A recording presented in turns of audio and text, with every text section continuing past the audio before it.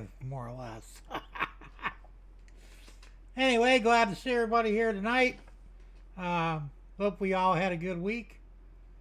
So without further ado, let's say hi to everybody. So the first one in here tonight was Gerald Stewart. He gets the big, beautiful cookie. And I know y'all understand the reference to that one. So good to see you here, Gerald. Enjoy the show, I hope.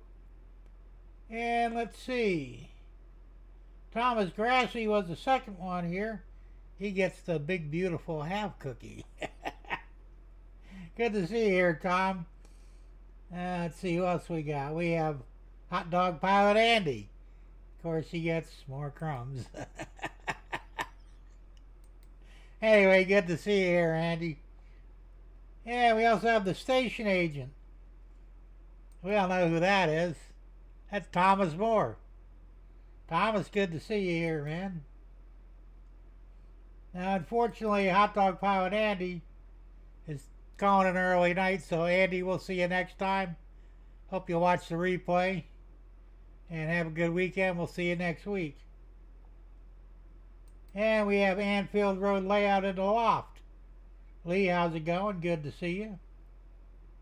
And unfortunately, Chuck Schreiber, he's out there, but he's having a medical emergency at the VA hospital. Prayers go out to you, Chuck. I hope you get well soon, whatever's going on. And, well, just go ahead and lurk tonight, and we'll catch you next time. Anyway, good luck to you, and get better soon, whatever's going on. Let's see, Lee is leaving as well. He's going to catch the replay. Okay, Lee. That's cool. We'll see you next week. And we have Schuylkill River Valley. John, good to see you here, man. And let's see who else. Dave BNS FN Scale. How you doing, Dave? Good to see you. And Ray Bertelson. Hey, Ray, good to see you. And who else here? Okay, that looks like it's about it. So we have a short list of chatters tonight, but that's okay. So anyway, what have I been doing? Well, very little. And you shouldn't be too surprised at that. But that's pretty much. Go ahead, Lee's back. Cool. Hey, Lee, how you doing? Good to see you here. And Stormy Sky Rail Productions. Steve, how you doing, Steve? Good to see you here. Says you can't stay too late, have company over. That's cool. Stay as long as you like, and we'll see you next time when you have to go.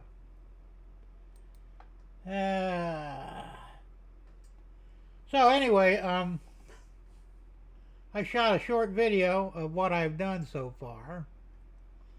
It's not a whole hell of a lot, but it's something. So I'm going to go ahead and show it to you. It's only a couple minutes long, so check it out. Hey everybody, Jim Tedesco here from Millennium County Railroad version 2.5. This is another update on the second level. This is what I've got done so far. I painted all this in dirt. I've got that track glued down there. Where it comes back around here. And this is the start of where the ladder begins. Now, it's going to keep on going. I've got a whole bunch of turnouts here.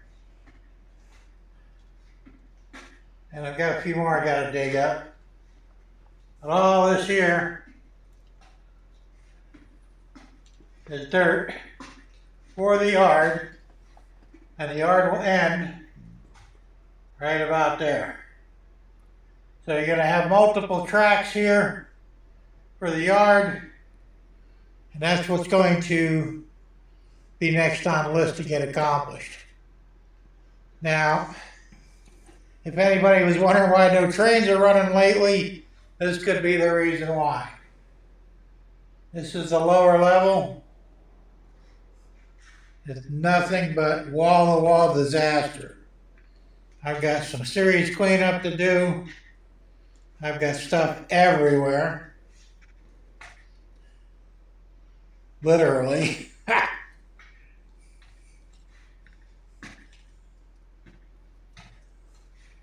And it's going to take at least a week or two probably to clean all this up. And you can see where there's nothing but boxes and parts and tracks and turnouts and wooden vehicles. I mean, it really is a master disaster. I've just got stuff all over the place, and it's going to take a while to get it cleaned up. So I wouldn't expect to see trains running for at least, possibly another month, possibly two. Hard telling. I mean, even the rest of the shed is, I've got stuff literally everywhere. It's just a massive disaster of epic proportions. I mean, I've literally got, it's just a major mess. So, hopefully within the next month or so, I'll get it cleaned up, and we'll go from there. Anyway, thanks for watching, and stay tuned for the next update. So there you have it. That's my master mess going on here. And it really is bad. It's just, let me tip my camera up just a tiny bit. There we go. It's bad, but you got to understand I haven't had much time in here lately. And like I said, I'm going to try and put a few extra hours in per week to start cleaning up and get things organized. And plus, I'd like to get a lot more done on the second level.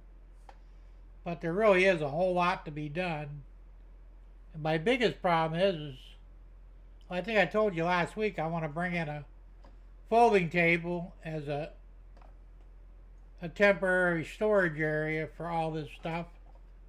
And once they get it cleaned and organized and everything put back where it's supposed to, then I can worry about, you know, the overstock. And of course, it's literally going to take several months to get this place really cleaned up. It's not something that's going to happen anytime soon. I would count on it anyway. And it looks like, let's see, nobody news come in yet. Lee from Anfield Road Layout in the Loft. He put up a link, you could check it out. He did a vlog on how to weather a loco with weathering powders. So you might want to bookmark that and check it out after the show.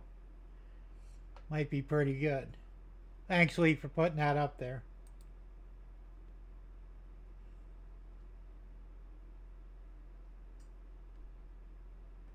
And Stormy Sky says, rainy days are good for catch up on the cleaning up of lead. That's true.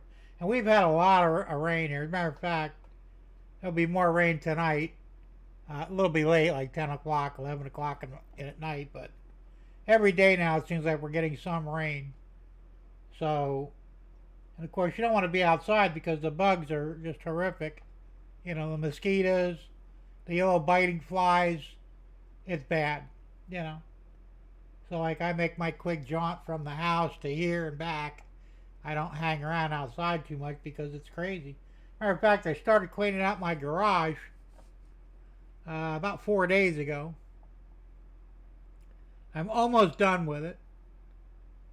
But it was so hard because every time I get going in there, the bugs would just literally rip me up. I mean, I got welts on my legs like you wouldn't believe, you know, from these biting flies and stuff. And there ain't a whole lot you could do about it because, I mean, I actually took some, you know, insect spray and sprayed the garage. Keeps them away for about a half an hour. And as soon as it clears out, they come right back in. It's crazy. But I did find something in my garage when I was cleaning it, and I was amazed. I remember having bought it about 6 years ago. 4 pounds of plaster of Paris. And it's still in good shape. I mean, it's, you know, it's in sealed bags. So none of it got hard or bad. So I'm going to be probably making some rock faces with it.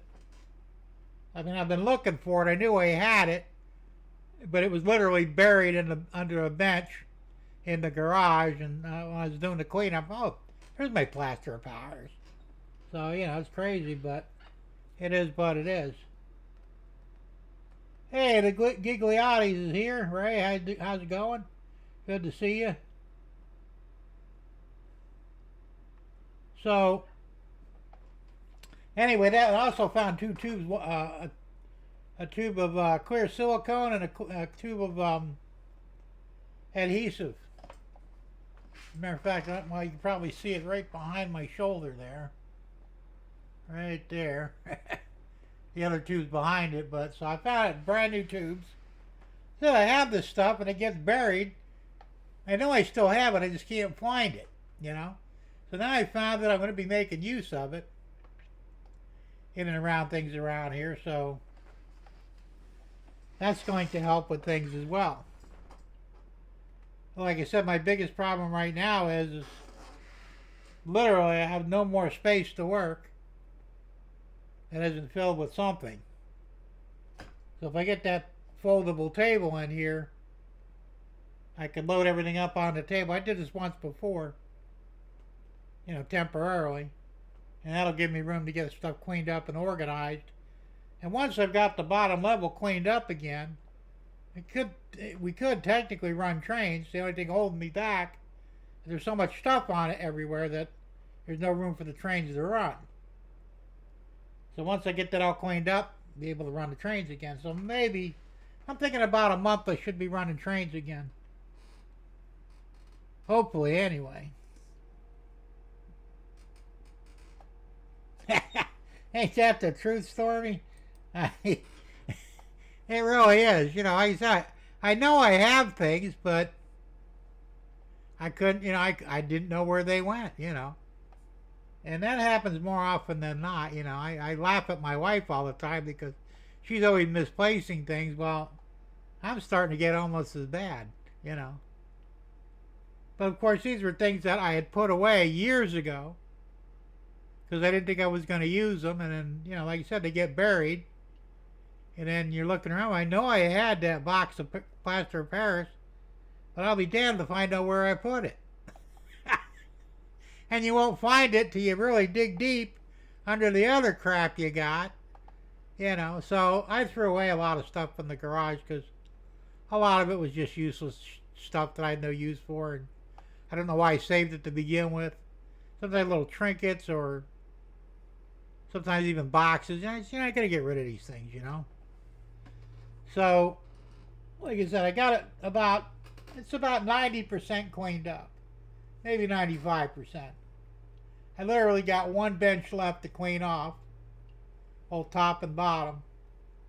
And then I want to go into my toolbox and I got a lot of crap in there too, and I got to rearrange, the tools. My wife, unfortunately, she likes to throw tools back in after she borrows them, and she never puts them back where they belong. So I'll find screwdrivers in the wrench drawer, wrenches in the pliers drawer, So I got to go back in there, rearrange it, and try and keep her out of it.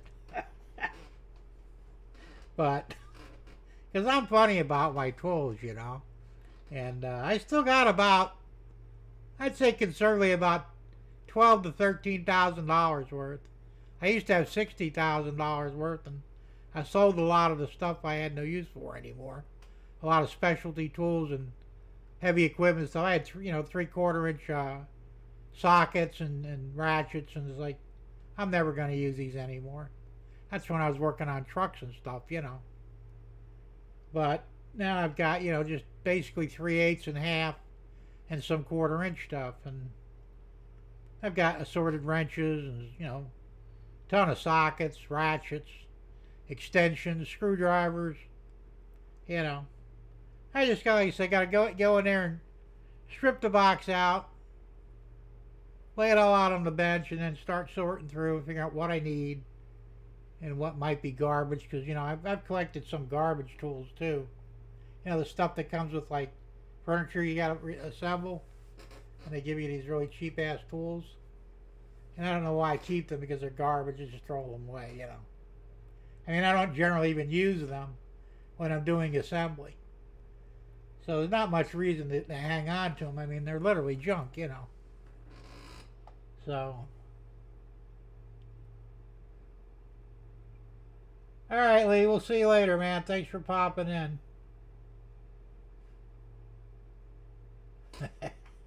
So, anyway, so the other thing I got going on here, which is also going to sort of interfere a little bit, not in a bad way, but interfere a little bit with working in here, is my stepdaughter and her 2 teenage twins and her new baby are going to be staying with us for a time. I'm not sure how long. Could be a month, could be a year, I don't know. I don't think it'll be that long, but I think it'll be at least a month. It'll be coming down, I think, either later this month or sometime in June.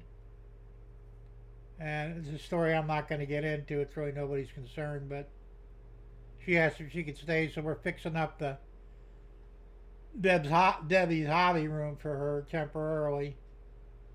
So of course we need beds and stuff. So she ordered a set of bunk beds, which I'm going to have to assemble.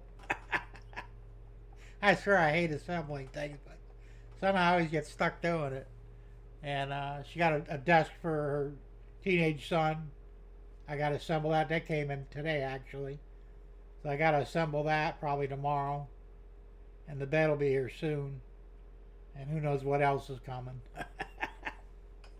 So there's always things for me to do other than being in the train room. And like I said, I don't really mind it. It's kind of a nice break, and it keeps me from getting burnt out in here.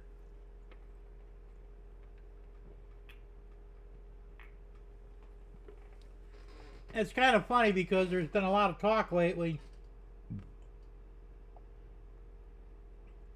Oh, I have all Snap-on now, Ray. I said a lot of it's left over from when I had my shop. I had at one time right around $60,000 worth of stuff. I sold a lot of it because I had no use for it anymore. I kept the things I know I would use. And I kept some of the specialty stuff. I have a couple of different torque wrenches, rear brake,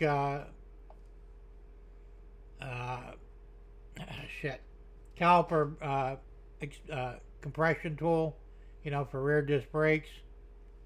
You've got to have a special tool that turns and pushes the caliper piston at the same time.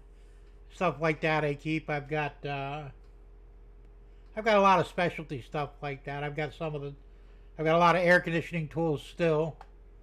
I figured I might use them one day, so I kept them, you know. So the stuff that I kept, you know, that I still have. All screwdrivers, all the stuff is Snap-on, most of it.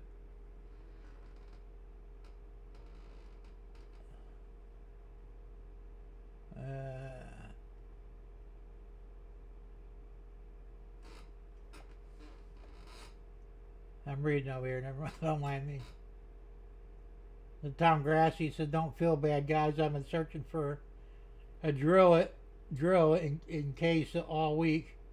Still can't find it." Hey, we all go through the same thing, man. It is what it is. Ooh, John Nippenberg, how you doing? Good to see you here, man.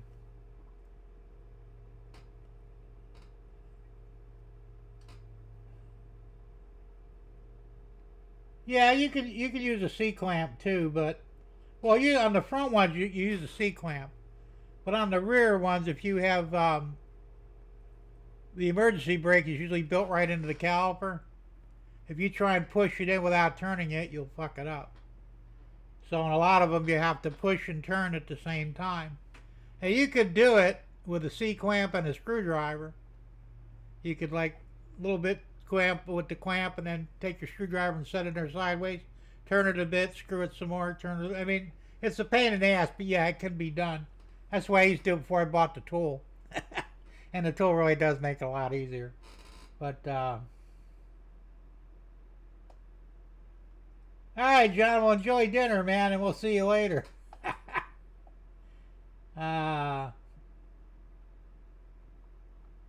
Hey, Darren Hamill, how you doing? Good to see you here. So,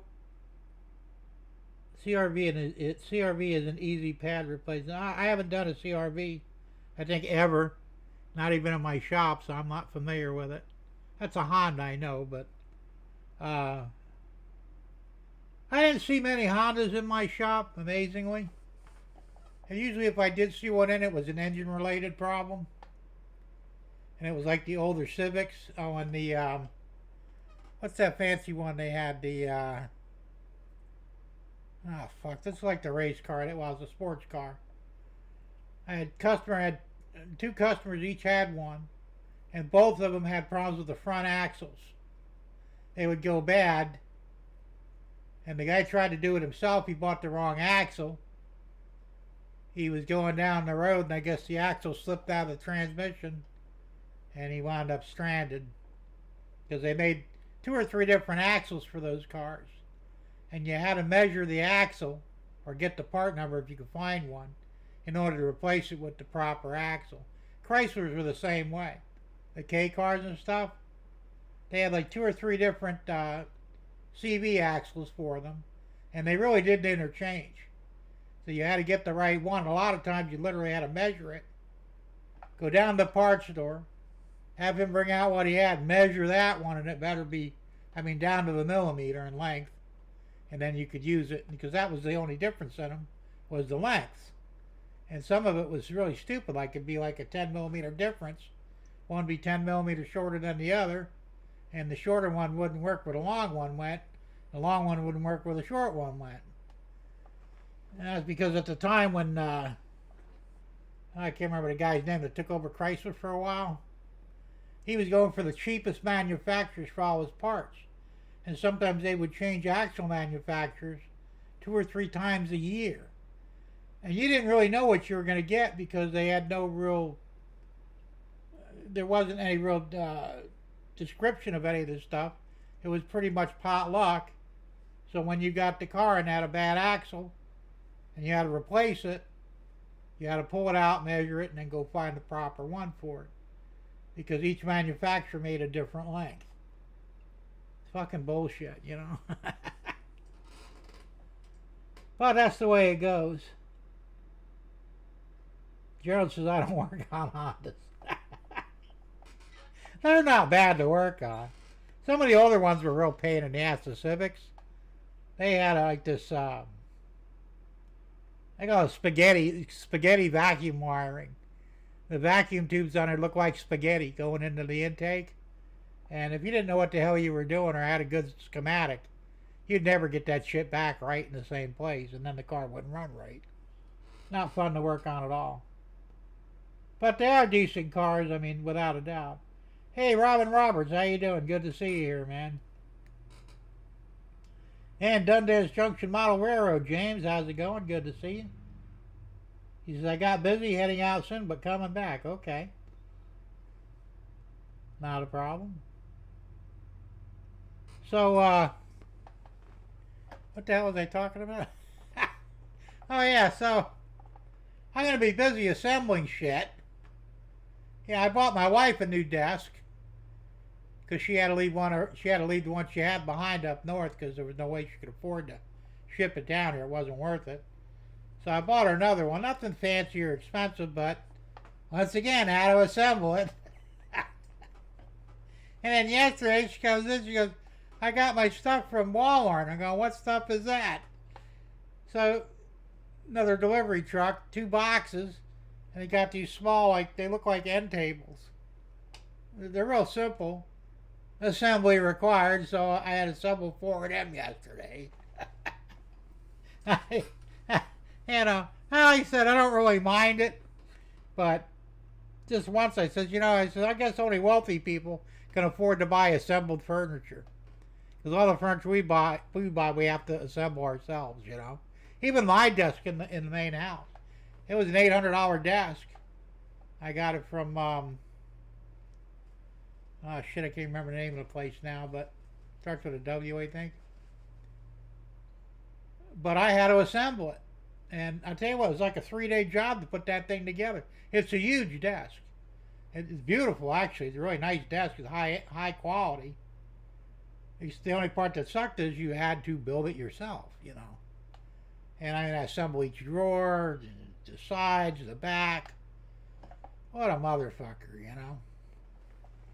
And I'm thinking $800, it ought to be pre-assembled, right? But no. So, as I said, that seems to be my fate in life, to assemble furniture. Gerald asked Jim, have you ever replaced the engine thermostat in a Civic? It's a pain in the butt. No, I don't think I ever did, actually. I've done thermostats in a lot of different cars, but never, like I said, I didn't do a lot of work on Hondas. I didn't see many of them coming into my shop. I saw a hell of a lot of Kias come in, though. You talk about a piece of shit car there, but that was definitely on the Yugo. I worked on 2 Yugos in the 12 years I was in business. And the biggest pieces of shits there ever were. But,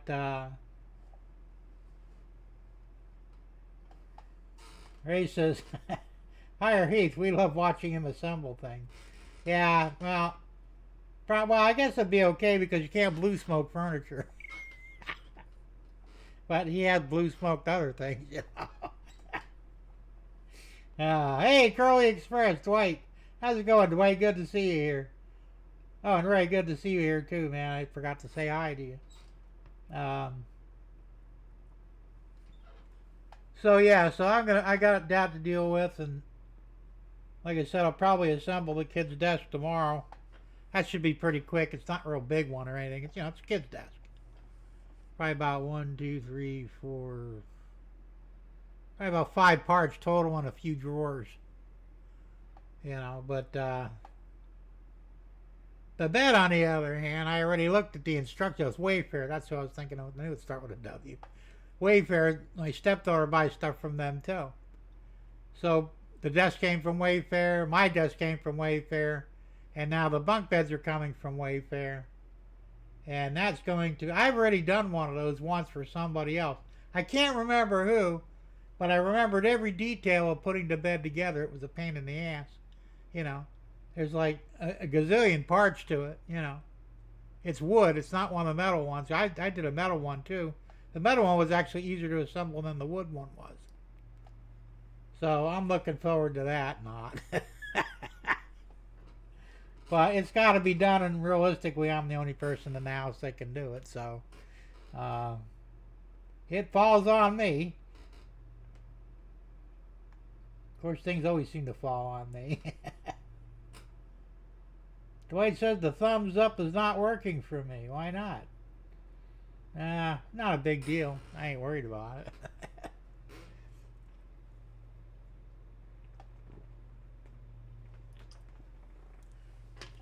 Yeah, a quickie observation. I'm up. I think I'm at 495 subscribers. I'm 5 away from 500. I don't know how I got the extra 4, but they're there. And I just need 5 more to hit 500.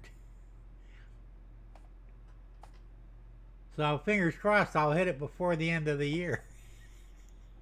I know it seems like a long time, but you know. And I haven't been doing that many shorts either. I planned on cranking out at least a short every couple of days, but the reality is I don't have anything to make a short out of. So I'm not too worried about it. Like I said, if I get to it, I get to it. If not, I'm not going to worry about it. So then the other thing I want to talk about was burnout. Now, I had to watch the replay of Morning Brew this morning, you know, Dave Thurber's show, Crooked Dave. I got up 2 minutes after his show ended. I had a rough night. I won't go into detail. But, so anyway, by the time I woke up, it was 10:02, and it's like, damn it, I missed the show by 2 minutes. Well, really by an hour and 2 minutes, but. So I watched the replay this morning because I had time. And they were talking about, you know, some of the guys aren't showing up anymore. One of them was, the guy that had cancer. What the hell was his name? I forgot his name already. Plumber. Plumber hasn't been doing anything. He got burnt out on it. At least according to Dave, he did. Have a few other guys, same problem. You know, they're not. You're not seeing them too much anymore, if at all. And it turns out they've just got completely burnt out with doing YouTube videos or working on their trains or both. And you know, it really does happen. And it kind of almost happened to me too. I mean, I wouldn't really let it. But for a while there, I kind of just, it wasn't I lost interest. I'd sit in here and I'd look and, you know, why aren't they doing anything, you know? And I did that even yesterday. I came in here, I said, you know what, I'm going to give to work some work. I wound up doing some work actually, but I spent half the day in here literally staring at the monitor, watching YouTube shorts. And I'm thinking, well, this is stupid. I'm not getting anything done here, you know. I could sit in the main house and watch shorts. I don't have to come out here for it. So I finally said, you know what, screw this. I got up, I painted, I put 2 coats of paint down for the dirt, you know, on the second level. I started getting the track around. I said, I didn't get a lot done, but I got something. And, you know, then I said, I called it, by that time it was about 4 o'clock, so I said, well, I'm just going to go next door and call it a night. But I literally sat in here better than half the day and did absolutely zip. And it happens. I mean, I don't know how many of you guys, you know, suffer the same fate as I do. I shouldn't probably put it that way, but, you know, some of you just get one of those days, or sometimes more than a day, where you just don't have the will to do anything, you know. It's not depression, so don't go there. Because, you know, the person, oh, maybe you're depressed. No, I'm not depressed. I just burn out. I mean, it's like, you know, I just need a break. So, yeah, so it does happen, but nobody really talks about it. And it's not really something you need to talk about, but, you know, the Accord. That's right. I couldn't think of that. Thanks, James. Was it the Accord? Yeah, that was a sports car. Nice cars. I always wished I had one, but they were out of my price range to get even a used one. Anyway, getting back to what I was talking about. Oh,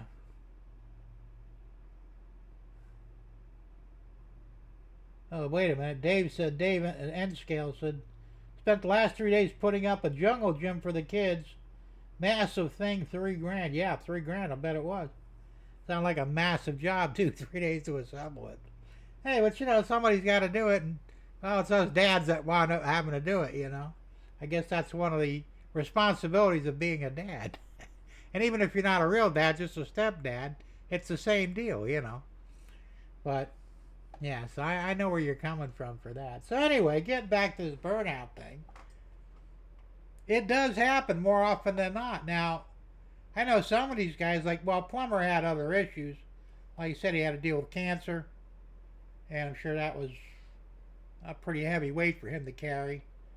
And I can understand where that would just totally interfere with everything in his life. Now, to my knowledge, he beat cancer, at least I think he did. And, you know, so that, but like you said, he just got burnt out on trains, and maybe he found other things to occupy his time for now, until he decides to get back into trains, if he gets back into them. Now, most of the guys do get back into it, but not everybody does. I said mostly you do, but I mean, I remember a few guys way back when they were balls to the wall for a while, and then all of a sudden they disappeared, you know. Like, well, what happened? And you find out months or weeks later or whatever that, oh, well, they got out of it because they couldn't handle it anymore. They got burnt out, you know. That really sucks, you know, but, and I guess the lesson there is don't become obsessed with your trains, because you will get burned out. So treat it as a normal hobby, whatever that is, and, you know, take your time. Don't, like, devote every waking hour to it, because if you do, you're going to get burned out, and that'll be it. You'll be done. And in a way, that's kind of what I was doing. You know, I mean, I was, for a while there, going back last year, like, because it's been a while. But I mean, I was like, I got to get this done. I got to get going. I got to do this. I got to do that. And it was like nonstop. And I was obsessed with it, you know. And now, not so much. Now it's like, I get done when I get done, you know. And I'm okay with that. If I spend an hour in here every couple of days, I'm okay with that. I'd like to spend more, but that's not always possible. So I don't get burnt out over it. I don't get disappointed or disturbed. I just take it as it comes and say, well, you know what? Tomorrow's another day. So I don't know if that's helpful to anybody or not, but if it is, that's a good thing. And, you know, like I said, I'm not trying to be a psych major or anything, but I believe that that's what causes the burnout, is because we get too involved in it and too obsessed with it. And at some point, you just get to a point where you're just like, I can't do this anymore. And then you walk away from it, and, you know, maybe you'll come back, maybe you won't. But you won't suffer that if you do things on a steady basis, you know, instead of trying to get it all done yesterday. And that's what was happening with me. So if it's helpful to you, great. If not, well, you know, and some other thing, I don't know what's going on. But I just thought I'd throw that out there for anybody who might be interested. And, you know, it's a little bit of I can't think of the word for it, but self-observation. There you go. Ray says, I don't usually watch shorts, but on a nice day at the beach, I will make an exception. There you go.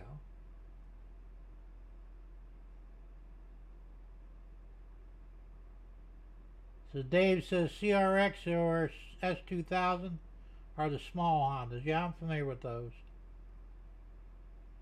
Tom Grassi says, I spent the last 3 days working on a train that used to run, and now it does not. Engines uncoupled, engines derailed in spots. Short-circuited another, found lead engine rear couple. Screw kept falling out. I hate when that happens, too. Let me see how, can I get that whole thing up there? Yeah, I can. I did fix it, so now nobody gets cut off. You can type as much as you want and you get the whole thing up there, in case anybody was wondering. Yeah, I've had that happen too, where I just like having a bad day and everything goes wrong, you know. Then Tom goes on to say, he says, fix that engine coupler. Hole now working, more testing to do. There you go. And Ray says, okay, I turned the light on so I can see the keys on the keyboard. LOL. Hey, unless you got one of them fancy keyboards that light up. I used to have one of those. It broke. And I couldn't afford to get another one, so I got just a regular one. And I have never memorized the keys on a keyboard, even when I was typing. You know, I mean, it's a QWERTY keyboard. Most of you guys know what that means, but still, I have to look at the keys before I can hit them. I just never memorized what they're supposed to be. I guess that would not make me a very good typist, huh? Oh well. Gerald said, Plumber dropped in on a live stream a few days ago. That's cool. Like I said, nobody's really seen much of him lately. I'll tell you, he has a nice layout too. That's what I said. And that's another thing too. Like, you know, a lot of these guys, they get to a point where they don't want to do live streams anymore, or even videos, because they don't feel that they can show you anything new. And sometimes, you know, you don't always have to have something new to show to have an interesting live stream or even an interesting video. But some of these guys do, you know, they do think that way. And I've never done that, because I figured, well, you know, even if I don't have anything specific to talk about, I'll find something. My wife asks me what are you going to talk about tonight? I don't know. Whatever comes up. And that's the way I run my live stream, you know. I mean, there's a few things I know I'm going to talk about, but I don't have the whole show up here outlined. It's kind of, you know, we'll see how it goes, and whatever pops up, and we'll talk about it. And I think that makes for an interesting live stream. And You know, it's so this way it doesn't really get old, but I don't have to worry about running out of material either. Because there's always something to talk about, even if it's not train related. Let's see, Tom says, I work on my trains a couple hours each day, and then they do things around the house to take a break. Well, there you go. Yeah, now that you're retired, you got a lot more time to play with your trains. Kind of like me, you know, but yeah, also too that life gets in the way too as well, you know. All right, John, have a good one, man. Thanks for popping in. Have a good weekend, and we'll see you next time.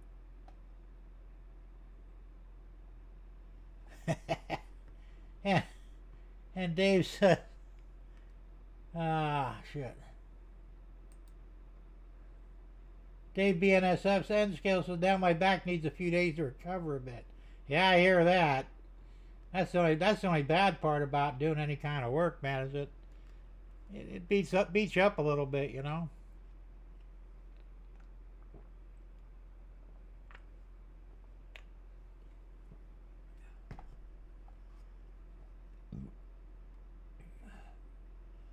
Tom Grassosa's plumber has been putting on some videos. I've seen a couple from him. Well, see, that's something I don't see much of any because I don't get notifications.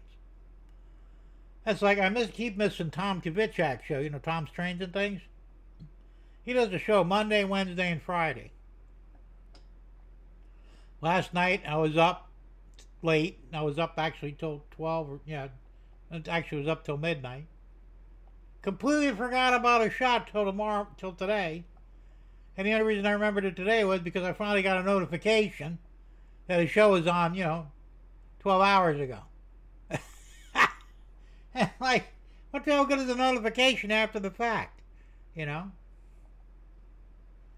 It is what it is. There's nothing you can do about it, but it still kind of sucks. So these guys may actually be doing things and I'm just simply not aware of it. And like I said, the only thing I went by is what Crooked Dave was talking about this morning. He says, yeah, you don't really see him much anymore. According to Dave, he got burnt out. And he's just not really that big on it and doing things. Now, he could be wrong. Or maybe he just feels like he's not doing as much as he used to. And that happens too. I mean, there were guys that were, for lack of a better term, mainstays on YouTube. And all of a sudden, maybe they'll do a YouTube video or a live maybe once every couple of months or so, you know. I mean, it's however they do. There's no rules. You can do whatever the hell you want, but it does make one wonder sometimes whether they just got burnt out or something else happened. You know, we don't really know. All right, Stormy Steve, we'll see you later, man. Thanks for popping in. We'll see you next time. Have a good weekend.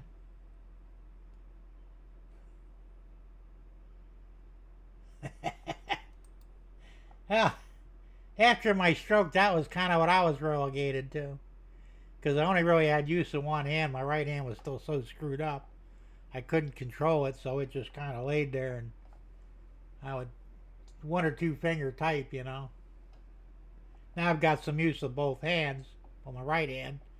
I type a little better, but the best I ever done was about 35 words a minute.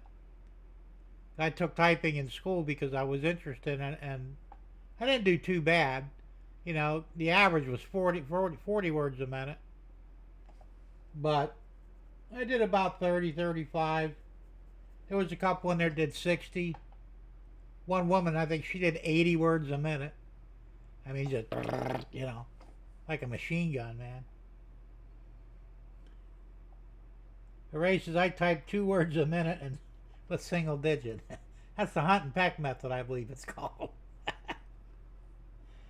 Whatever works, it doesn't matter. Tom says, I run my shows by the seat of my pants. Never do any planning, need just what comes out of the... Yeah, same thing here. That's pretty much what I do. Like I said, I had a couple of things I might have that I might want to talk about, like the plaster of Paris effect. I found it, But really, that was about the only thing that I actually had planned to talk about, So, like I said, the rest is like, yeah, You know, you do what you got to do. And if it works, fine. We're not doing too bad. And James is back. All right, James, good to see you here, man. Even Dave said the same thing, a hunt and peck typist. The best kind, man. And Tom says, remember, these guys have families, and many things not in your control can pull you away from the things you love to do. Life happens to all. That's true, unfortunately. There's no doubt about that. And I said the same thing, that, unfortunately, or fortunately, however you look at it, I do have a life outside of this train room. Not much of one, but I do have one, and I can't always be in here working on trains, And like I said, it's probably a good thing anyway, because like I said, if you spend too much time, you'll get burned out on it, and that's true of anything. I mean, some guys get burned out at their jobs. Some guys get burned out with their wives, I mean, you can get burned out on anything, I guess.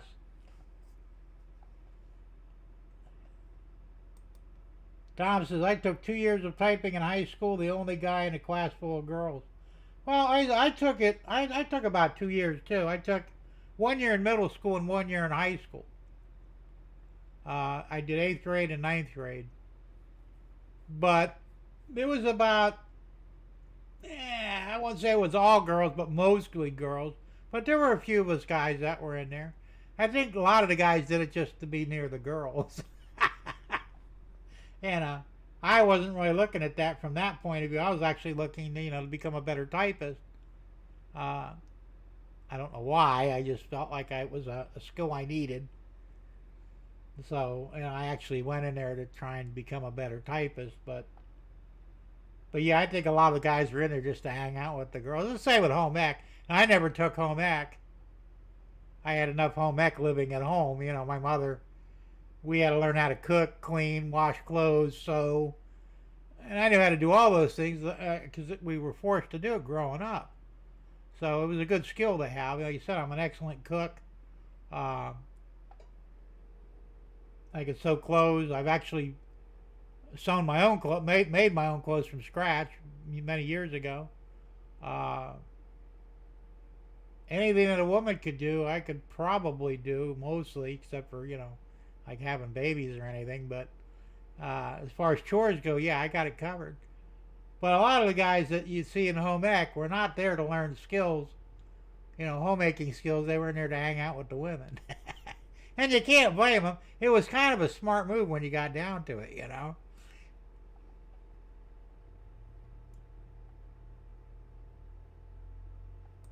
The racist. So now that Jim got use of his other hand, it's still when he works on his single digit. Actually, I type weird, because you're supposed to use all 8 of your fingers.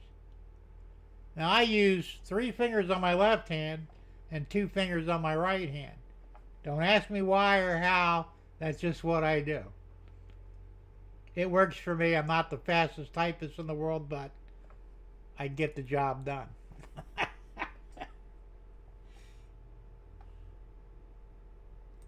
Dave BNFN Scale says, my mom could type, but after using electric typewriters, she could slow down enough to use the manual we had at home. But she couldn't slow down enough. Now, I've typed on both. Now, in school, I used an IBM Selectric, mostly. They put me on an old Underwood to begin with. I mean, I think I typewriters from like the 1920s.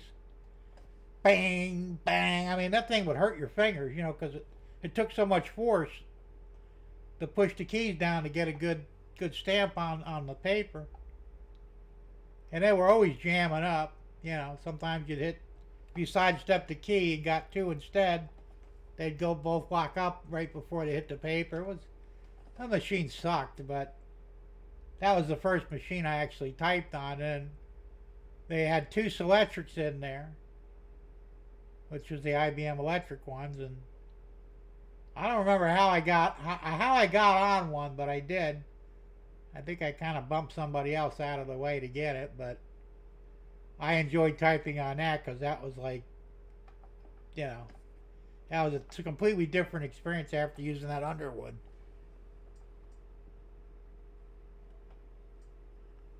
Ah.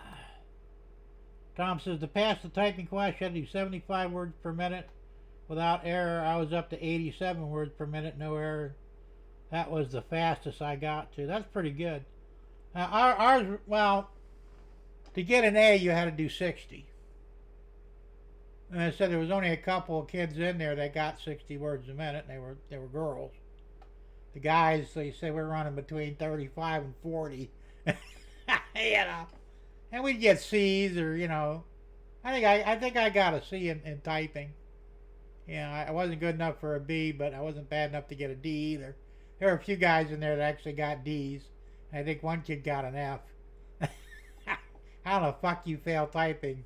Well, he figured out a way and did it, but. Hey, Joe Rader, Black Rock Central. How you doing, Joe? Good to see you here. He says, I type with 2 fingers and a thumb for the space bar. There you go. I use my thumb on the space bar, too. Like I said, it's whatever works, Hey, Colonel Cottonbell. Jason, how's it going, man? Good to see you here. He says, Joe is a keyboard pecker. There you go. That's funny. Yeah, probably true. Every time I say your name, my wife starts busting out laughing, Jason. There's something about Colonel Cottonbelt that just cracks her up. I don't know what it is. But I think it's a cool name myself.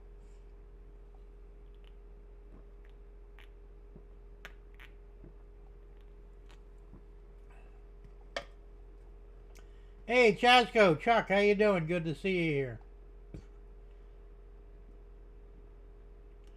So, anyway, now back to trains. That's what we're supposed to be talking about, right? Yeah, like I said, I came in here for a few hours and had to take my wife to the doctor this morning, so we got that done. And then when we got back, I made quick lunch. No, I had lunch before we went to the doctor. Went to the doctor, then went to the store, then came back here, and I came over here to get some stuff accomplished and get set up for today's live stream.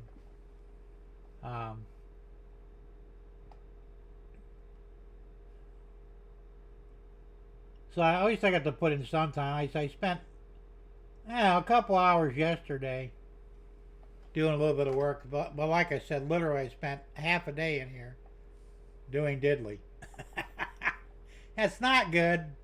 It's not the way I should be wasting my time. I mean, no, I should say utilizing my time, but I really did waste my time yesterday. And that's the problem too. I'll get on the computer, I'll turn on YouTube, and next thing you know, I'm looking at all kinds of weird shit. Hey, you know what I've been watching lately?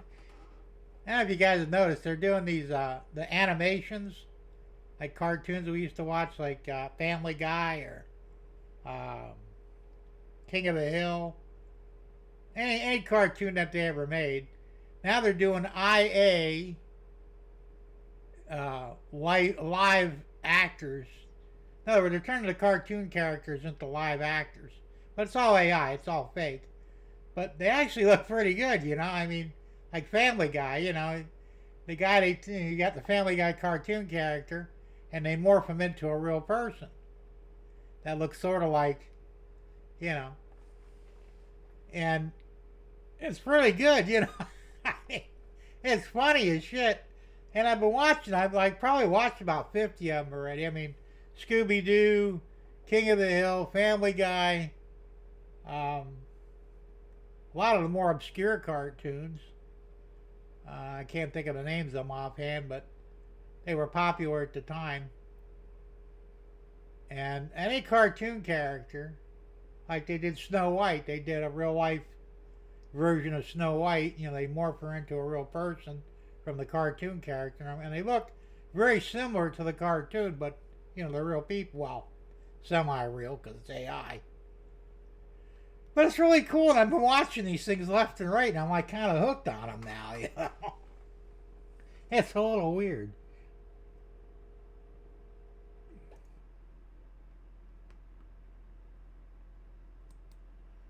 Yeah, Jason said, Jim, I'm glad you like it. I had a few people tell me they don't like it. I wonder why. Well, I guess there's probably some people that look at it like it's racist, even though it's not. You know, I mean, I don't see it as racist. I mean, basically, you're the colonel of the Cotton Belt Railroad. You know, the Cotton Belt Railroad was a real railroad, correct? So you're the colonel of it. What's the problem? Some people are just fucking stupid, you know? They're always looking for some racist thing in everything you do. I think it's cool myself. And even your logo's pretty cool too, man. You know, I'll give you an A for originality.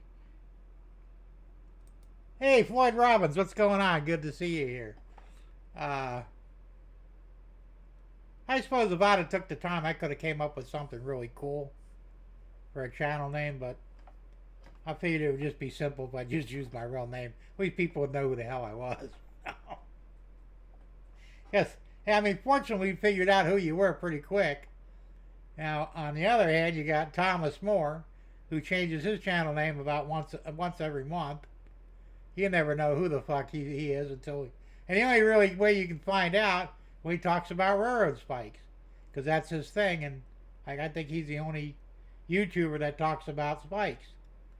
So as soon as he brings up a spike, that must be Thomas Moore. He's got a new fucking name, you know. It's kind of funny, but the ones who didn't like it were, well, of course they were white. The blacks don't have a problem with that shit, man. You know, I got a black neighbor across the street, Carla, and she lives with her dad and her sister.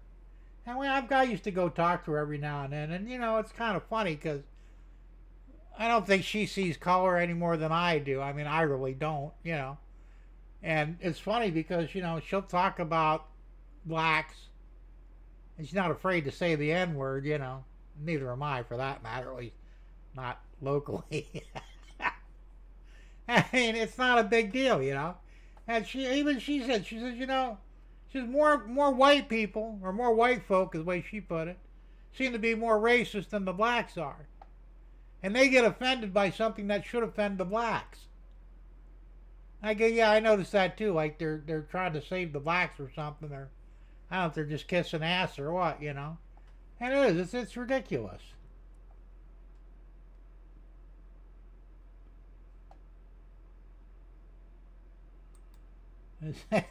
That's because Thomas changes his name as often as his whitey tighties.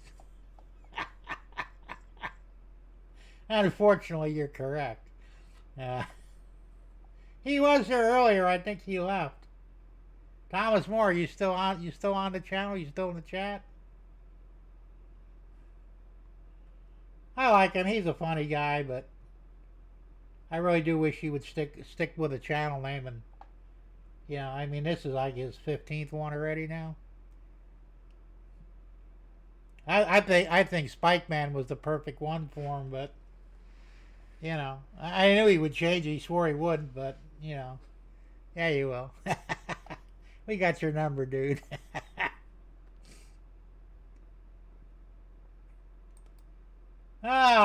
Jason said, did you know it's racist to go to the gym and work out now? I heard that. I don't know why. I didn't go into detail, you know, because I hear this shit every day on YouTube, you know. Oh, it's racist. This is racist. That's racist. It's just stupid.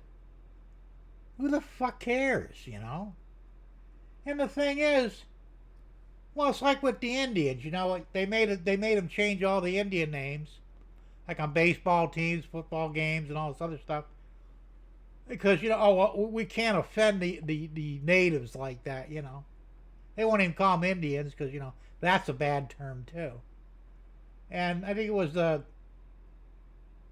Kansas City Chiefs, maybe.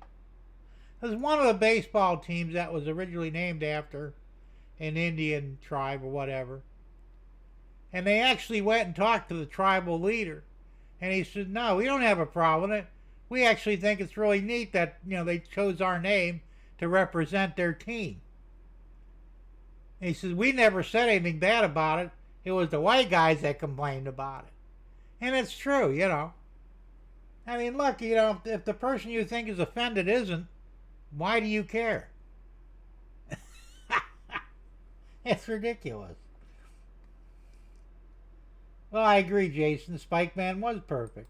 It was the perfect name for him. I think, was it Dwight Curley, I think, came up with that one. And he kept it for about, what, about a month? Which is about average for Thomas, so he doesn't seem to keep anything for more than that. I don't know if he just got... I'm confused now, too, because he was talking to Crooked Dave this morning, trying to get Dave to sell him a locomotive. And Dave said, no, I'm not going to sell that, you know. Because he did the same to me. He said, when are you going to sell me one of your ES-44s? Never. Why would I buy it if I was just going to sell it to you, you know? But last I heard, he was O scale. Apparently now he's back to HO scale. I mean, the guy can't keep his channel name straight. He can't keep his scale the same either. I don't know what the hell he's doing.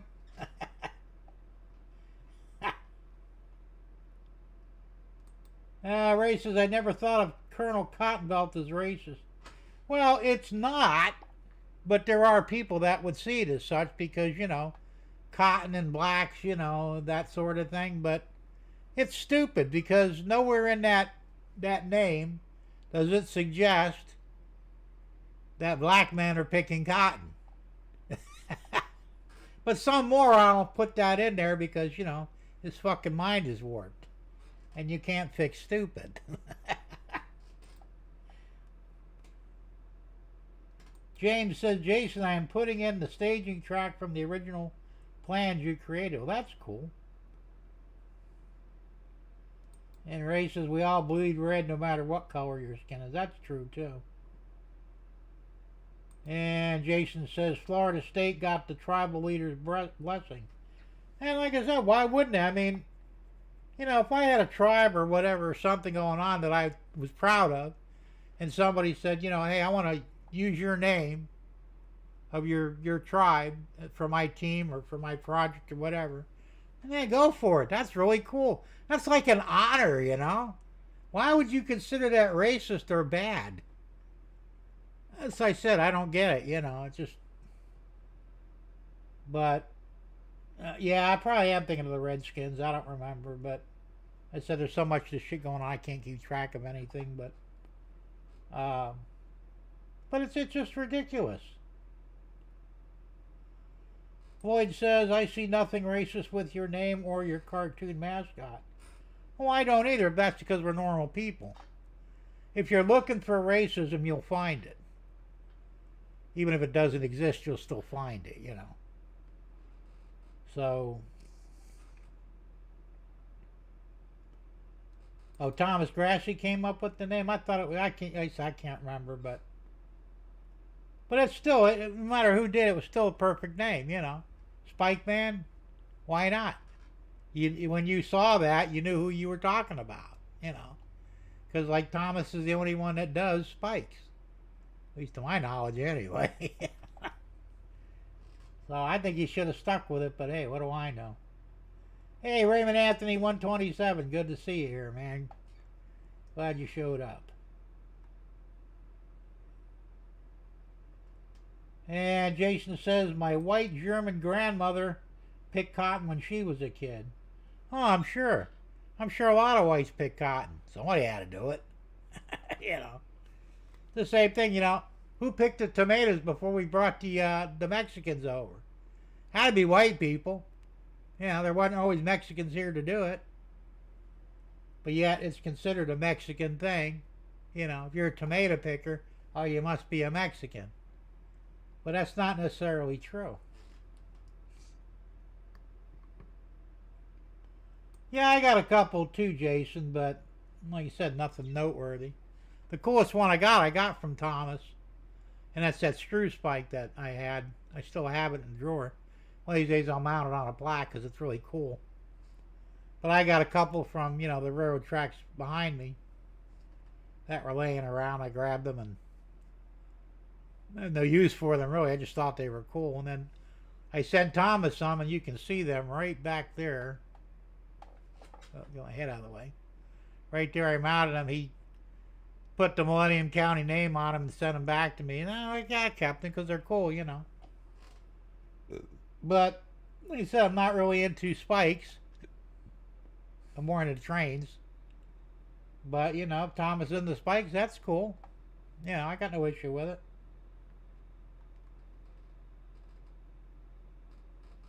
Floyd says, I thought Hot Dog Andy came up with your name, Jason. He said, no, he didn't. He says, Colonel Cotton Belt was the St. Louis Southwestern's Cotton Belt route mascot back in the day. Okay. That makes sense. And like I said, we can all see where it, you know, could be considered racist, but it's really not. But like I said, there's some asshole out there. Oh, that's racist, man. You can't have that. To which you go, right here, asshole. You know?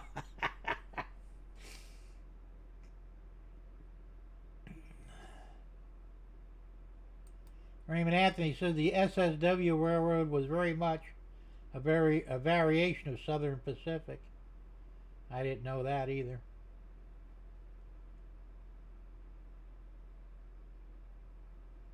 Floyd said, I guess it's because he always called you that, or at least what I had noticed. Okay.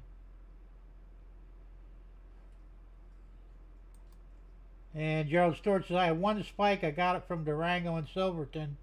Gift shop, paid $4 for it. That's cool. Jason says, Raymond, not really. It wasn't its own railroad that got acquired by the SP in 1932. When Southern Pacific acquired all of the SSW stock, they let the SSW operate as its own entity until 1992. Okay, I didn't know that either.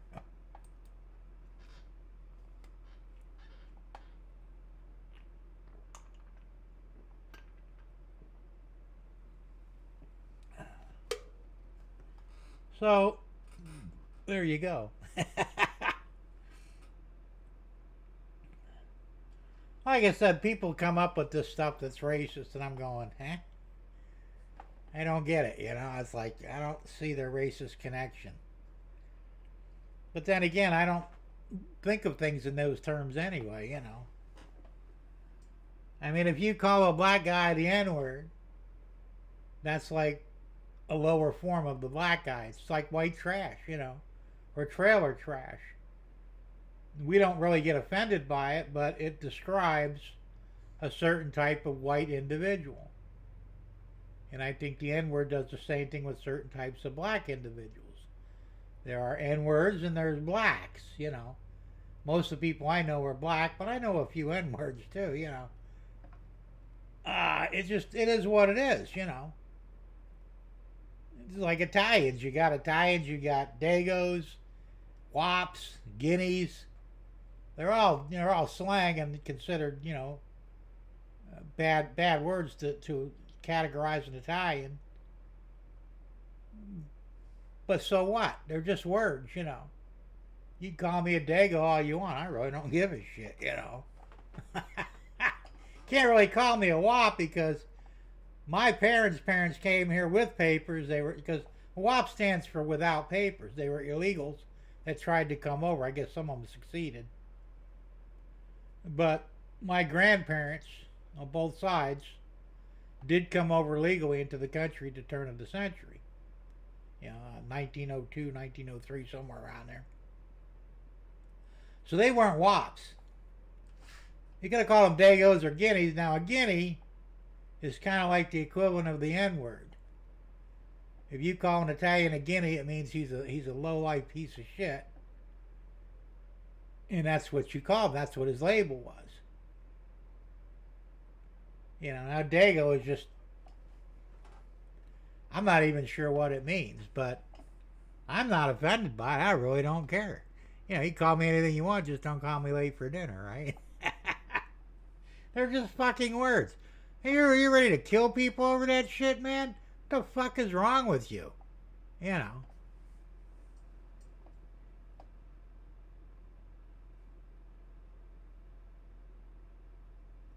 And Jason says if you go watch my announcement video, it explains everything. There you go. I should probably check that out myself. I didn't even know you had one. If you want, post a link for that. We could check it out, after the show. Raymond says, Colonel Cottonbelt, thanks for correcting me on that. I thought because of the nearly identical paint liveries. Okay.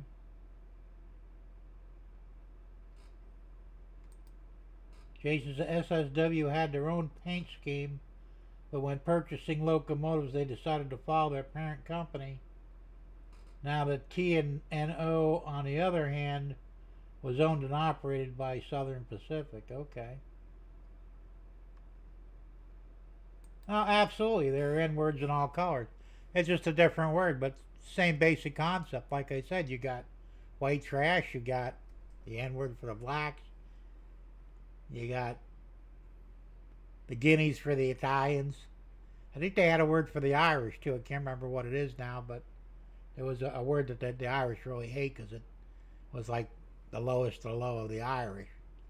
And you're right, probably every nationality, every race probably has a word that they don't like. But at the end of the day, they're still just words, Who the fuck cares?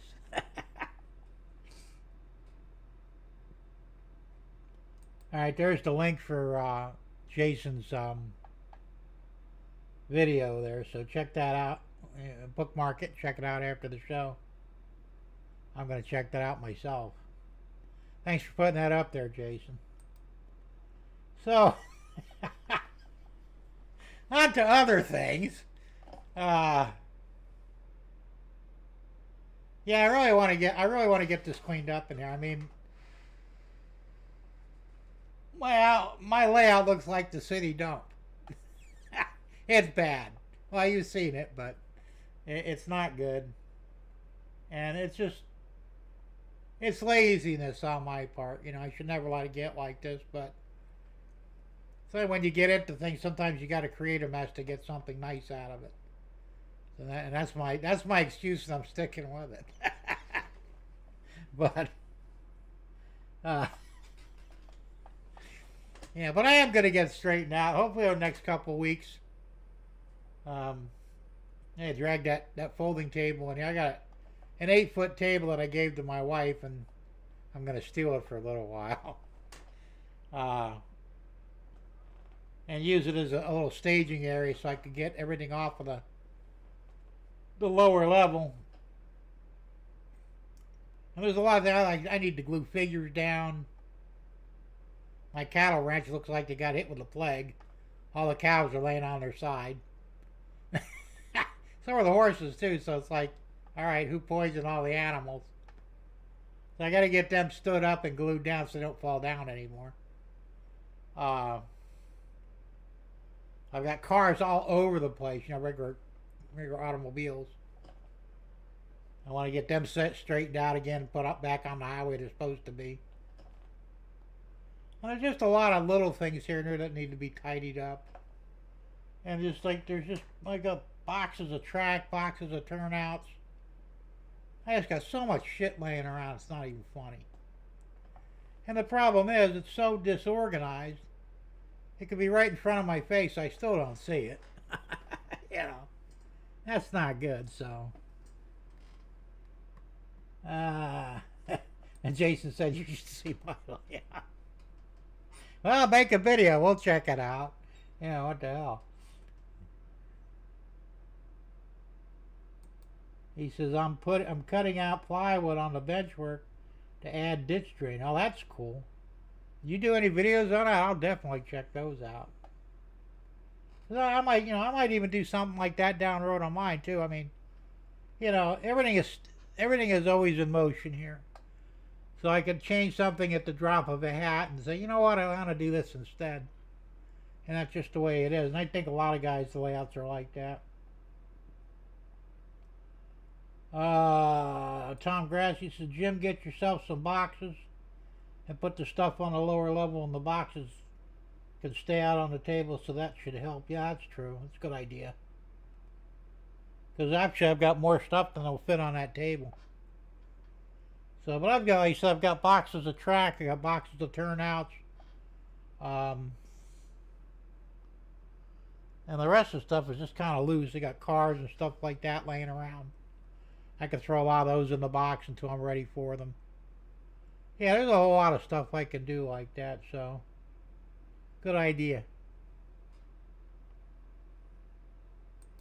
Are the mice sneaking in and practicing cow tipping? Good one, Ray. You know, I had a friend. I haven't seen him in many years, but he was from Minnesota originally, and he said they used to, as kids, as teenagers, used to go out in the fields and tip cows. And I'm going, you're full of shit.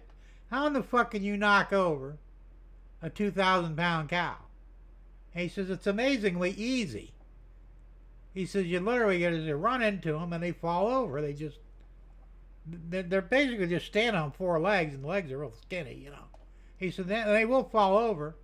I mean, they will get back up at some point, but... And I never really believed him, but he swore up and down that cow tipping is a real thing.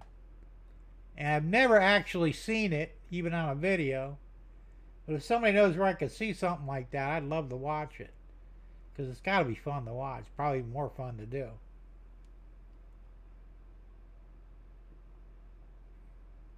Raymond Anthony says, I might look into getting some N-scale cotton belt rolling stock. That's cool.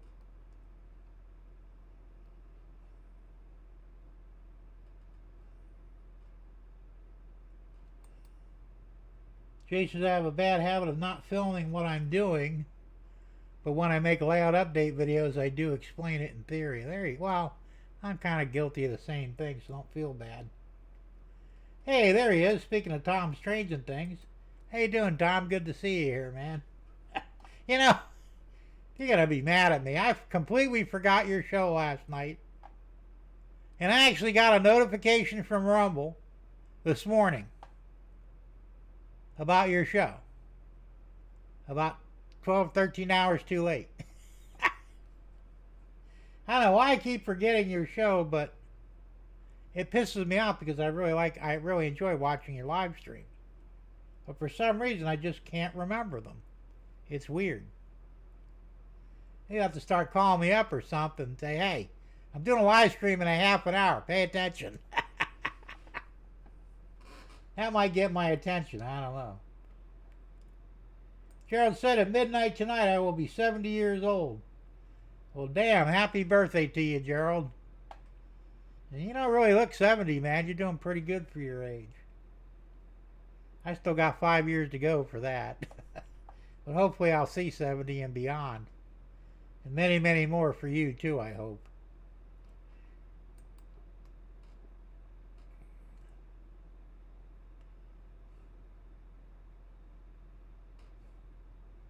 And you got a few guys wishing you happy birthday. And Gerald says cow tipping is a real thing. I'm sure it probably is. I just never seen it. I've certainly never done it. You wouldn't want to do that with a bull, though, right? He might get a little pissed off. But I'm sure it would make an entertaining movie, though, wouldn't it? A short-lived one, but still entertaining.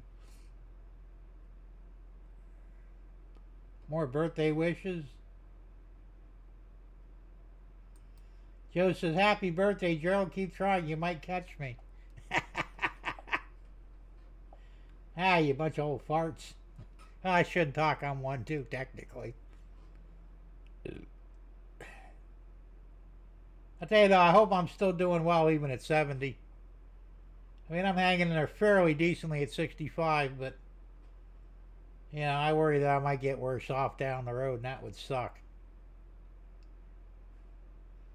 James says, I have a cotton belt caboose.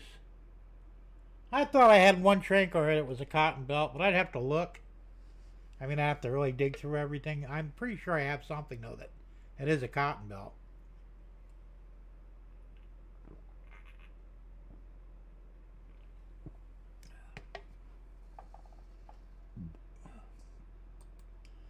Oh, you're quite welcome, Gerald. It's an honor to live 70 years, man.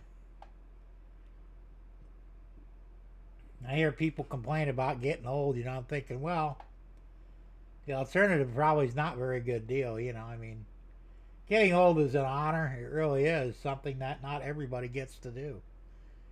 I told my wife that today, and she was, so you hear that somewhere? I said, no, not really. I said, but it's true. Tom goes, you don't answer your phone. Well, I'm getting better at that, Tom. I'm not really, I'm still not surgically attached to it, but I am keeping it closer. In most cases, not always, but see, when I go out, I don't take my phone with me.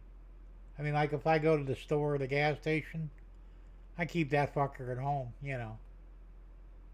I just don't feel the need to take it with me. But if I'm home, I'm usually close to it, close enough to call. Even if I missed a call, I'll call you right back. Because Tom Grassi, he does that a lot. He calls me, and I'm usually away from the phone when he calls. It's just bad luck on his part. But if I'm close enough to hear the phone ring and I get to it, he's already hung up, so I'll call him right back in most cases. And now he called me the other day, and I forgot to call him back. So sorry, Tom. Not ignoring you, just I get sidetracked and I forget.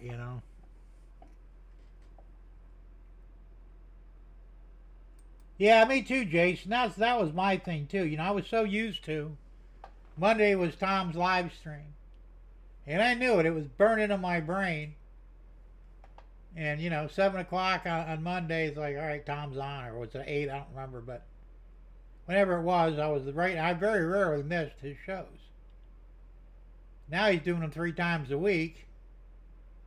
I guess it's kind of confusing for him. I mean, plus, and I know a lot of guys don't want to hear it, but I'm still not impressed with Rumble.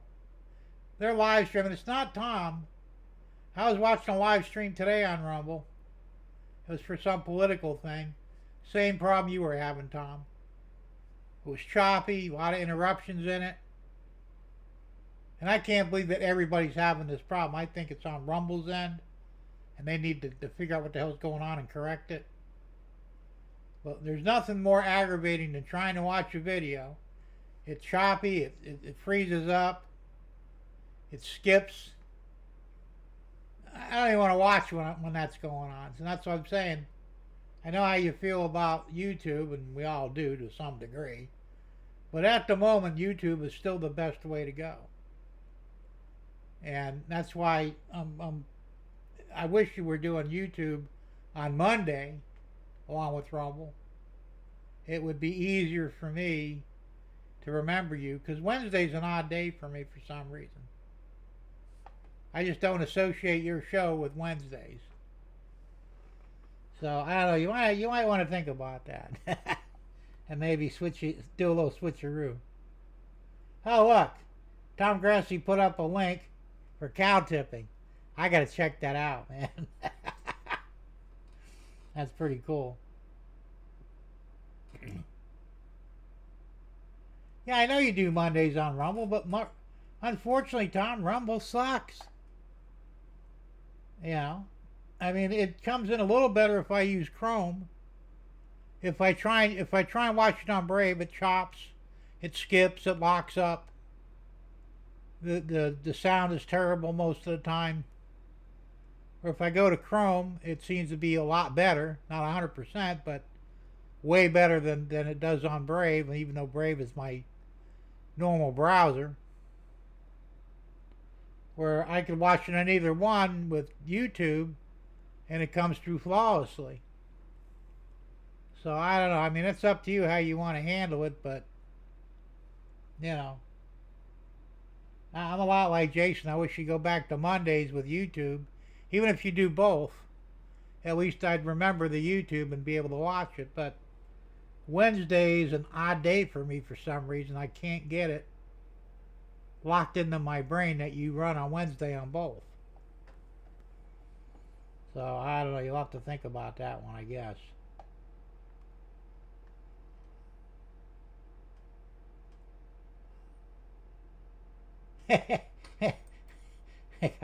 Phone tag, you're at, yeah, well, I'm famous for that.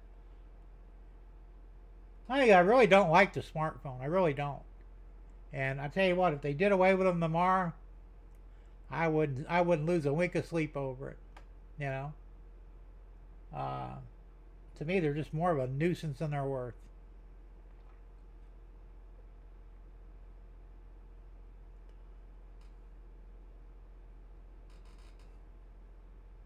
Hey, Russ is rocking on HO trains and stuff. How you doing, Russ? Good to see you here.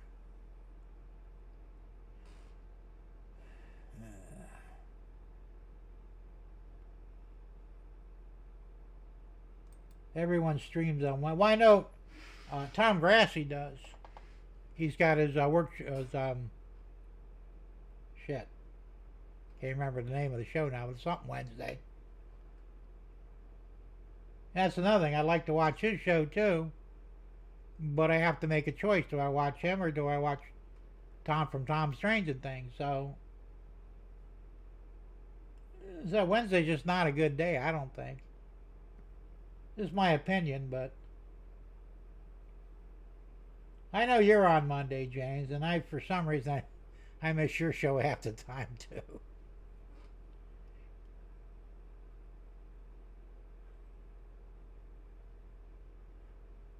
Yeah, that's true, Jason, and that's the way I remember it as well. I watched Tom on Monday, Wednesday was Sparky, and Friday was Vinny. And I tell you, I miss Vinny's show too. Now Vinny does the model cars, and I try and catch him when I can. I don't think he does live streams anymore. They're all just videos, but no,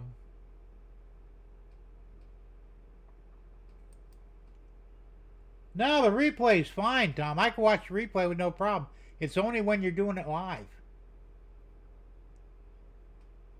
So whatever's going on there, like I said, I think I don't know. Like I said, it could be any number of things, but I'm not the only one. So, and my speeds are good. I mean, I'm not having any issues on my end.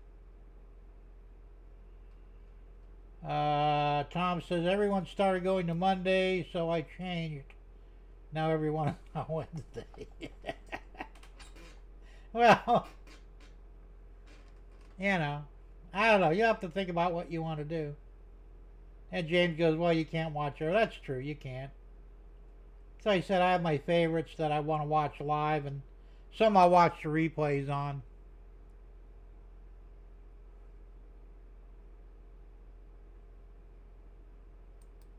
Oh, I didn't know about that, Joe. Did you hear that from Vinny? He was going to go get back to the trains at the beginning of this year. Well, he didn't. I mean, I like Vinny, and I think he does a damn good job on those model cars, and I think that's cool too. I don't know if he could do both, trains and cars.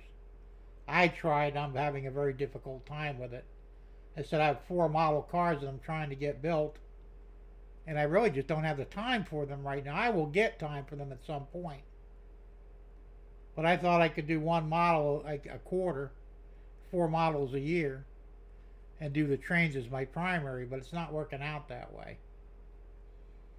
And like I said, the problem is, you know, I have other things I got to do. If I had nothing but trains and model cars to do, I'd have all the time in the world, but I don't have that, and to be honest, I don't even want it. So, you know, but I think he did better with the trains as far as his subs go. He has less subs than I do on his model car channel. I think he's got last time it was 465 maybe. I think maybe it might have even been less, I don't remember, but he's just not getting the, because it's, I don't know why, because like I said, he does good work. He's very, very highly detailed on his models. They come out nice.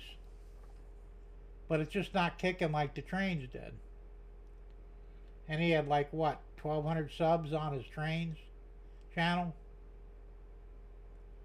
My understanding was he got out of the trains because he was mad because he wasn't getting any new subs. and he wasn't making as much money on them anymore because he's monetized. But I mean, honestly, if you're doing it only for the money, I think you're wasting your time because there's not enough money in it to really justify it. You know, I mean, if you got 2 million subscribers, you're probably making enough money to exist on it very well. Have you guys ever watched Bebehan? Is a young, well, she's not really young. She's a 30-some-year-old woman, and she does like shorts, split screen, and they're funny, and she's kind of funny too. But I think she has something like 1.2 million subs. All right, she doesn't have a real job. That's her income. She's got a brand new BMW. She's got horses.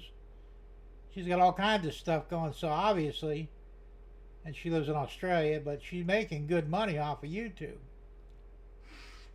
But she has over 1 million subs. So, not all of us are going to do that. Actually, hardly any of us will ever do that. And the reality is, while trains is a good hobby, it's not the hobby. And it's only going to pull in so many people. Model cars are even less. So, I don't know. Like I said, I do this because I enjoy it. I'm not doing it to make money. I'm really not even doing it for recognition. I just have fun doing it. I think it's fun to talk to you guys. I have many of you I call friends. And it's the only friends I really have. Because where I live, there's not many people that I can really befriend. My next door neighbor is kind of a friend. But, I consider all you YouTube chat guys, you're my friends. And that's what makes this channel fun. And I look forward to doing it every week. That's why we talk about so many different things too, because, there's more things than just trains out there, even though trains are the main thing, but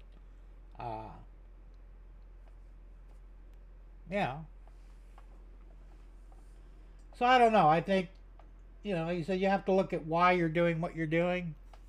If you're doing it just to make a buck, well, good luck to you. But I don't think that's how you're going to really get. I don't say you can really get rich on YouTube unless you've got over 1 million subscribers. And even then, you're not going to get rich, but you'll probably make a comfortable living.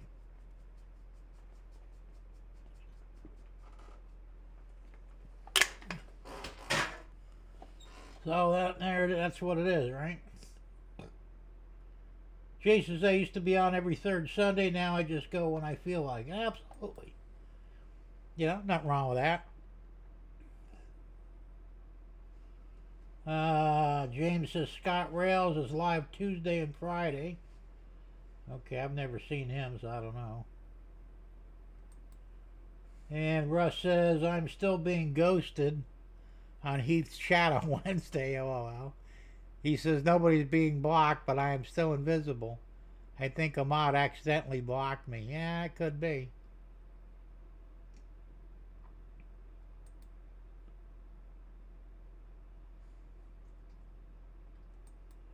That's very true, Raymond. The love of money is the root of all evil.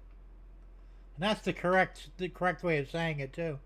When we were growing up, we were always told that money was the root of all evil. And I'm thinking, well, geez, how the hell do you survive without money? Turns out they didn't have it right. It's the love of money is the root of all evil. And there seems to be a certain truth to that,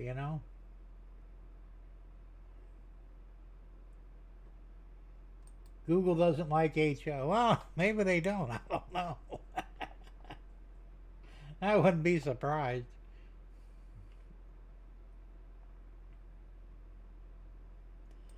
Jason says, I don't make any type of living off of YouTube. My company makes enough extra so I can afford my hobby. Absolutely. It's the same thing. I think Tom's kind of in the same deal.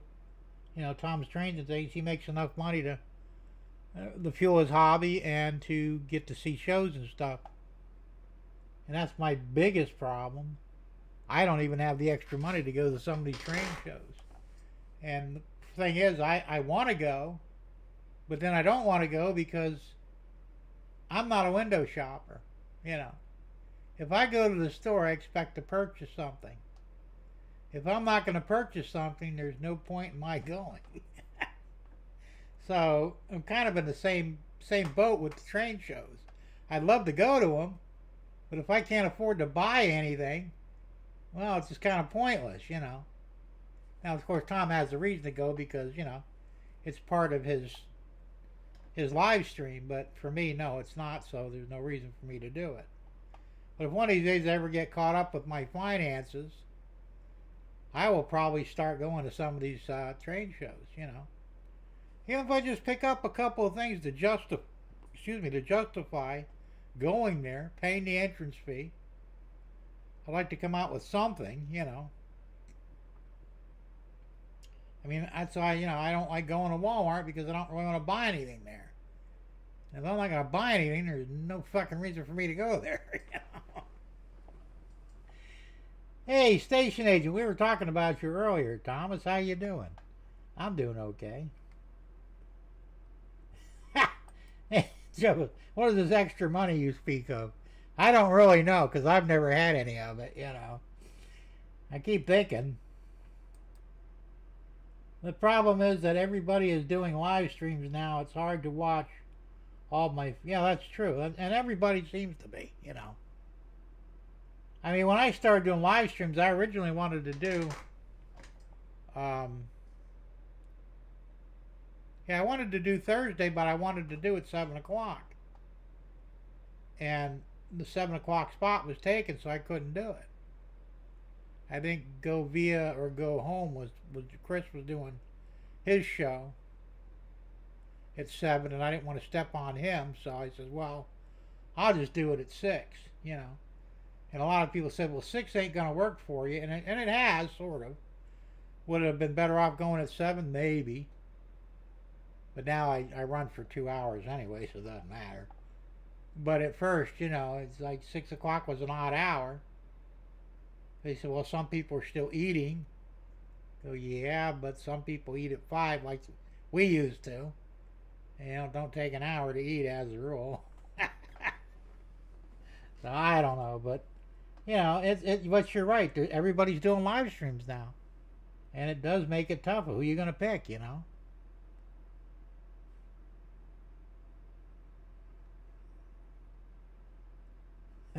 Thomas says money talks. Yeah, if you got enough of it. Then again, bullshit walks too, and you got to usually have a lot of that too. So.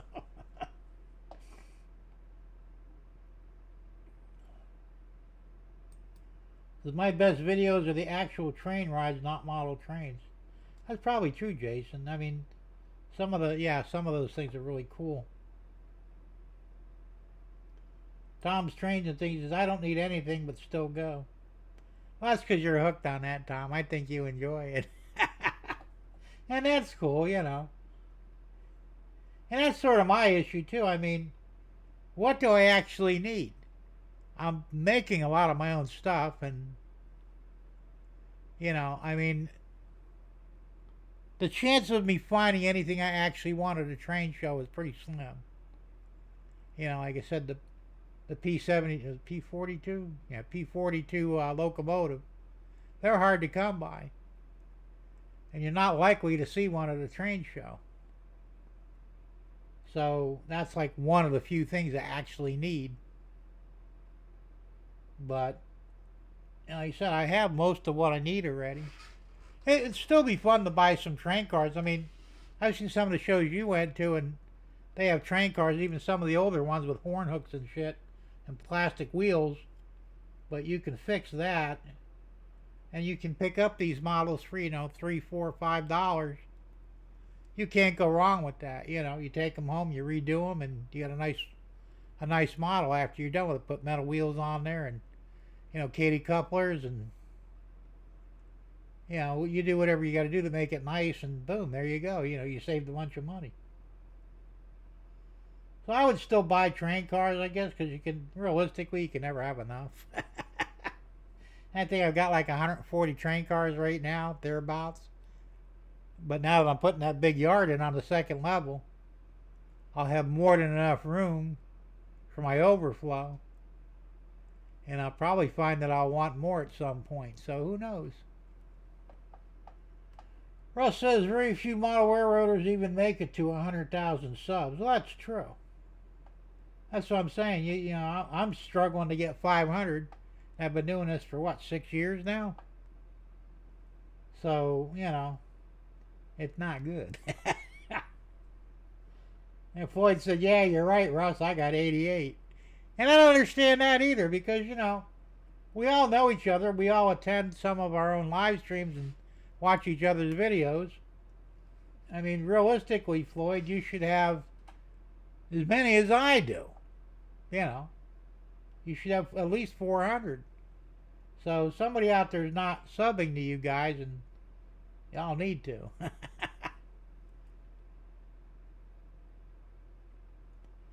Jason said, Russ, that's why I started my company, to help others in the hobby, but help pay for my layout. Absolutely. And it's nice to have a little bit of income to offset, you know, because I mean, that's my biggest thing right now is coming up with the money to, you know, to finance some of this stuff. I may be able to make a lot of things, but there's still some things I have to buy. I can't print track. I can't print locomotives, you know. I can't print a lot of the scenery. So those are things I have to purchase, so, you know.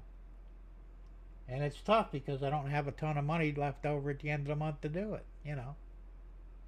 Like I said, this is not the only thing I have to handle. I have, you know, stuff in the house that need to be repaired, vehicle repairs that need to be done. So, I mean, realistically, I'm on a very fixed income. If I have, you know, $50 left over at the end of the month, I'm doing pretty good. You know, and there's some days, you know, this month, I had $5.88 in the bank before I got my Social Security check. I started out with $2,100. That's what I bring in every month, you know, my fixed income between Social Security, disability, and my mother-in-law's apartment that I rent to her.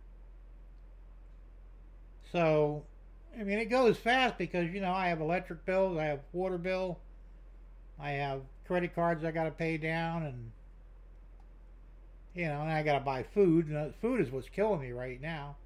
I'm spending right around $400 to $500 a month on food for both me and Deb. And then she still kicks in another 100 or so of her money. So, I mean, realistically, between us, we're probably spending between $500 and $600 a month for food. And we ain't eating that great. I mean, we're doing okay. You know, we're not eating beans and bread.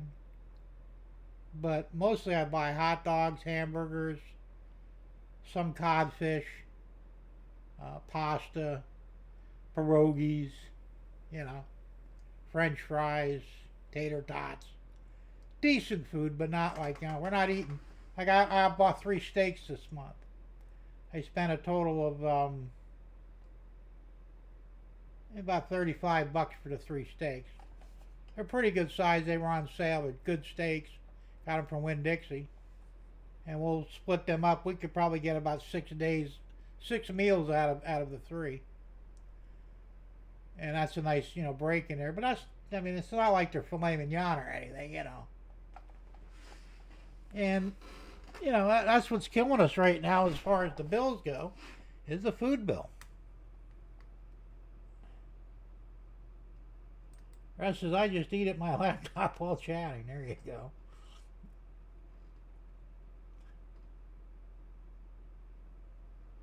Train Man 1, hey!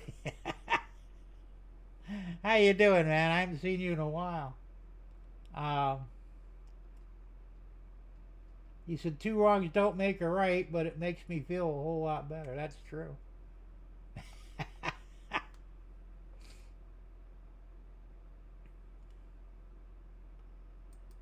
And station agent Thomas says, Jim, have you seen an aluminum bronze railroad spike? Do they make such a thing? Well, I guess they do, but I've never seen one. And Jason says, what I need, manufacturers don't make.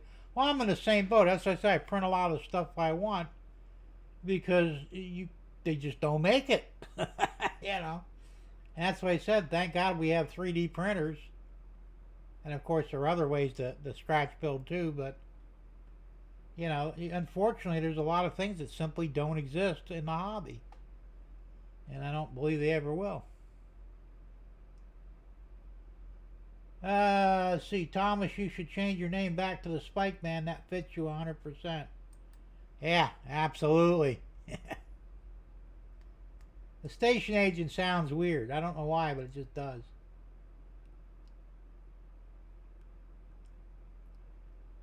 Tom says, oh shit, it jumped on me. Why did it do that? Tom says, I have too much rolling stock. Nah, you can't have too much rolling stock. You have too many buildings. And you can't have too many of those either. But, no, you can. I mean, for that matter, I probably do too, because there's no way I could actually put everything on the track and run it, simultaneously. You just can't do it. I think the longest train I ran was 100, was it 100 cars? And literally from here to the other end, on one side was all cars. And it did it. It was probably really, I was running a consist of 2 engines, but that was a lot of strain on the 2 locos to do that, so I won't do it again. I think I did it just for shits and giggles, But even if you have most of, like you said, if you have a yard staging area, and they're static models, even if you don't run them, that's fine, But it does give, what's the word for it? Volume to your layout, makes it look more realistic because, in the real world, there are yards with dozens or even hundreds of cars laying around that may not ever get moved. So, it'll work. And, now that's another thing. What happened to the O scale? Did you give up on O scale and went back to HO? I'm so confused.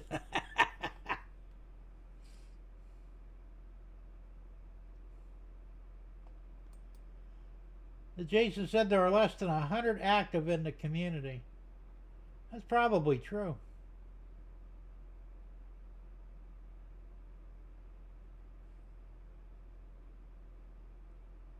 Tom Grass said, Jim, you could print track, you just would need the rails, have a file for. Yeah, I know you can do the actual.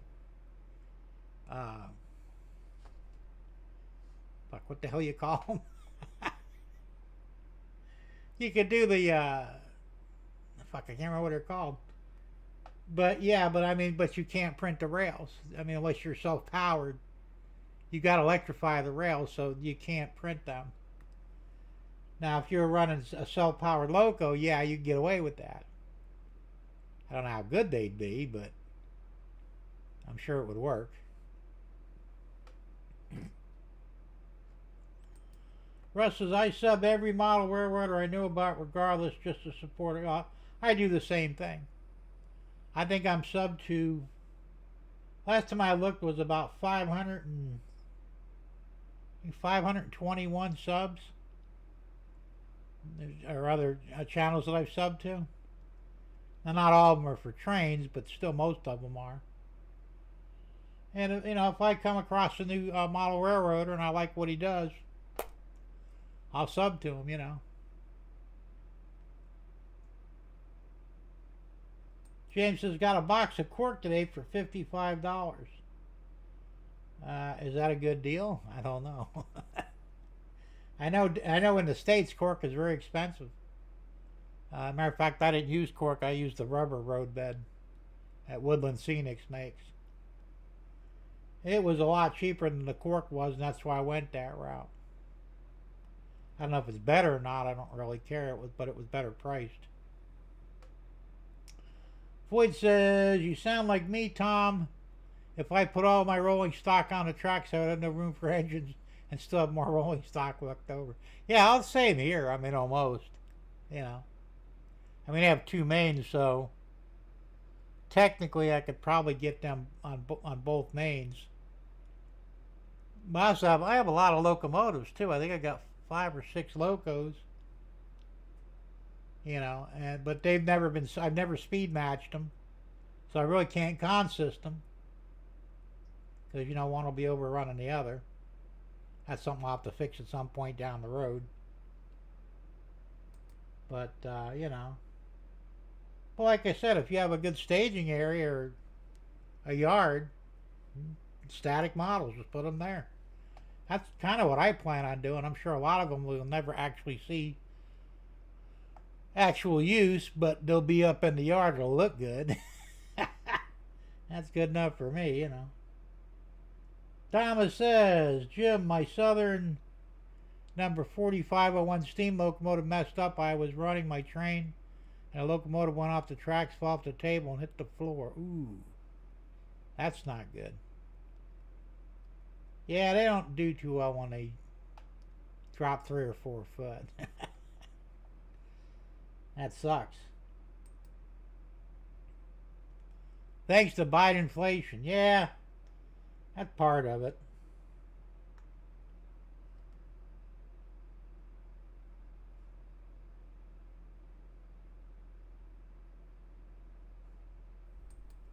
Russ says, I sell stuff on eBay to pay for some of my train stuff. There you go.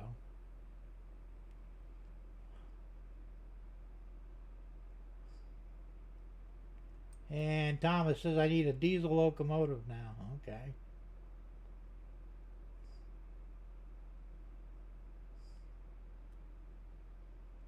All right, James. Well, have a good one, man. Thanks for stopping in, and don't make the wife wait. You'll regret it.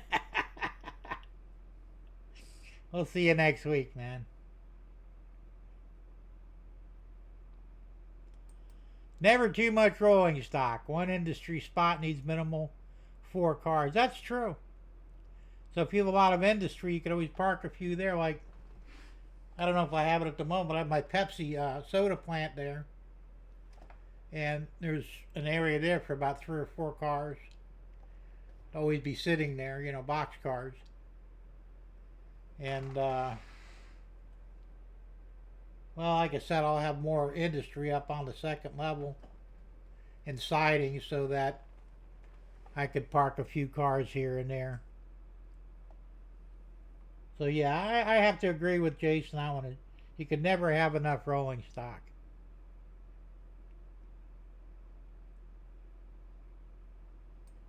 And Ray says 2 Wongs don't make it right, but it does make great stir fry.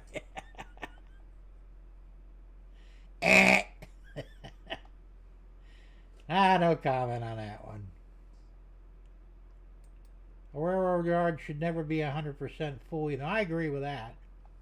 That's why I'm going to make my yard big enough to where it won't be full, but it'll have a significant amount of rolling stock there to make it appear like it would, like a real yard would be, a prototypical yard. Russ says, I am more than good in HO rolling stock, still a little weak on my O scale roster. Well, O scale is tough, man, because of the expense.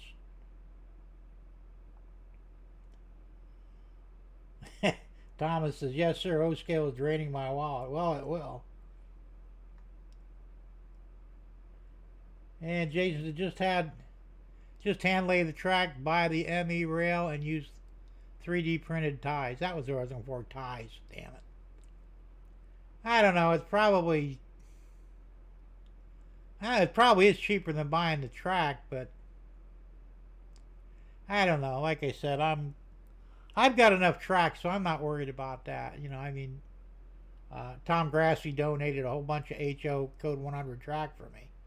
A 3-foot flex track and some turnouts, and even some individual curves and straights. So and plus I had a bunch of my own track left over. So I have no shortage of tracks. I'm not worried about that, because I know the track did get expensive, and well, like everything else, you know.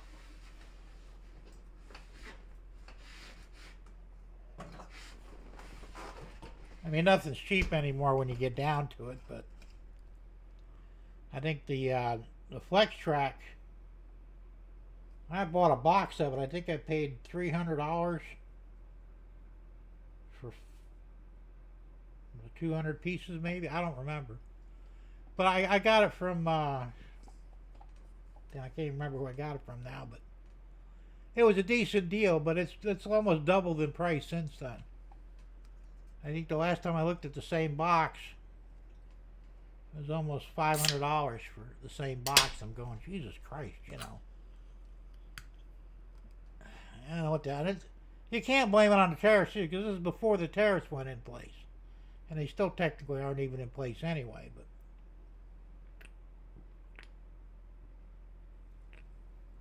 I think a lot of the problem is that these HO retailers, regardless of whether it's rolling stock or track or locomotives or whatever, they're figuring, well, these enthusiasts, these model railroaders, they'll pay any money. And to some degree, they're right, you know. And that's the problem. That's why I said at some point we're going to have to all sit back and say, you know what? We're not going to pay $3.50 for that locomotive. We're not going to pay $8 for a section of track. You know, I mean, yeah, it's going to suck, and it may even hurt your hobby a little bit, but at some point we're going to have to sit back and say, you know what? We're just not going to pay that money. And when enough people do it, you'll see the prices come right back down. And this is the problem we're seeing in the grocery stores right now. I said we went and did a little couple of, you know, odds and ends we forgot to get when we do our regular shopping. So went back to Winn-Dixie, and I wanted some Jell-O. You used to get a box of that stuff for like 69 cents. Now it's $1.89, and it's a smaller box. You know, it's like, well, this sucks. I bought 2 boxes just because, but normally I'd have bought 10, you know. But at that price, no, I'm not going. Same with the soda. This stuff right here, the Quick Check ginger ale. 3 12-packs for $13. That was a good deal. Well, they did away with it the first time, and I refused to buy any. And I went back a couple weeks later, they were back down to $13. So now they're $6.89 for the first 12-pack, and the second one is 50% off. It's still ridiculous money. There's nothing wrong with the 3 for $13. So I didn't buy any so far. You know, I've got some left, and when it goes out, I just may have to stop drinking it for a while, because I'm not paying $6.89 for a 12-pack of soda. It's just not worth it. So, I mean, I think eventually they'll go back down to, you know, 3 for $13, but only if nobody buys it. And I'll tell you something, when I go there, there's still a full shelf of it. Normally that stuff goes fast. If you're not there at the right time, you won't buy any because it's all gone. And then they jack the price up, and it's like, well, now you got a full shelf, nobody's buying it. So I'm hoping that it stays that way, and they'll bring it back down to the right price. You know, it's a game we all play, but we have to do it, you know. My wife was looking at coffee. I mean, you know, a small bag of coffee is $10. How do they figure? She used to get that for $3. Well, not anymore. So she didn't buy any, you know, and this is what's going to happen. If everybody does this, they'll lower the prices. It's the same with our hobby, same with the grocery store. Stop buying stuff. If enough of us don't, they'll be forced to lower the prices. They'll simply go out of business. If they go out of business, well, fuck them. You know? And Nikki says, I couldn't come close to putting everything on my layout. I've got more than 2,000 pieces of rolling stock and 200 locos. Shit. What the fuck, man? Where'd you get all that money from?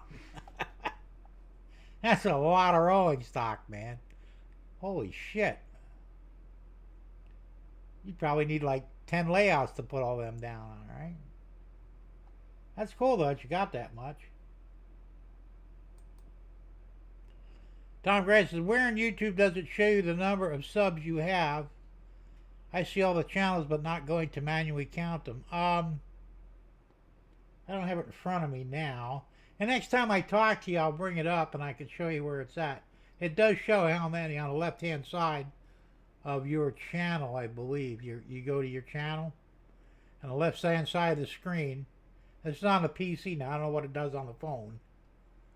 But on the PC, it'll tell you your sub count. And then it'll show some of the subs, and then you could hit below, say show all, and you could scroll through to see how many you got. But like I said, I think mine is like 521 or something like that. I don't remember now, but it does tell you how many you're subbed to. At least it did.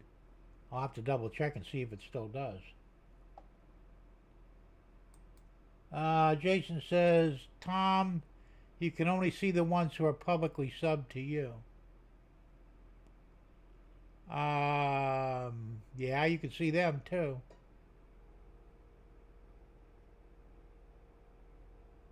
And I'll have to look. I could be wrong, but I remember though mine did say that I had 521 people that I was subbed to. And they're not subbed to me because I've only got 465 or 495 subbed to me right now. Tom says YouTube Studio. Yeah, I can probably see it in that too. I didn't even think about that. And Raymond says whoever dies with the most toys, with the most trains, wins. I think it goes whoever dies with the most toys wins. I said whoever dies with the most toys still dies. So it doesn't really matter, does it?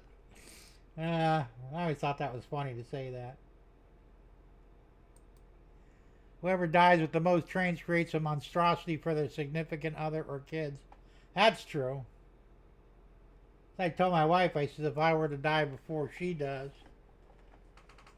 she'll probably have to sell all this stuff off. But I said, you know, I don't know what the value will be at that point. And, you know, at that point, don't give the stuff away, but don't try and get greedy either. You know, I mean, I suppose someday, one of these days, I should probably sit down and figure out what the value of my stuff is, you know, and at least at this point in time.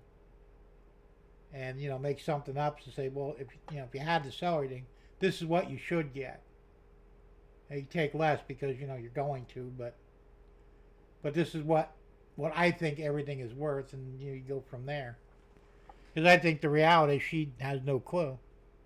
And why would she, you know? And it's kind of hard, really. I mean, you know, people say, well, how much money have you put in your layout? Well, if you count the shed, about $15,000. If you don't count the shed, probably about $5,000. I paid $8,200 for the shed, but I know I spent at least $5,000 or $6,000 on everything you see in here. But that includes the air conditioning, the computer, the mini fridge. I mean, there's a lot of stuff. Actual trains, I don't know, 3,000-4,000 maybe. It's hard to say, you know. So I don't know. Like I said, whatever she makes off it after I'm gone, and she makes, you know, no big deal. Well, she doesn't say, yeah, hey, you can have the whole shit for $100. Then I'd have to haunt her for the rest of her life. But I mean, she should easily get a couple of grand out of all this stuff. And even the shed can be sold for basically what I paid for it. Because I've made improvements to it. It has electric, it has inner wall ceiling. So it's worth way more than the $8,200 I paid for it. And it is movable, so yes, she could sell it if she wanted to. You know, unless she has other plans for it, I have no idea.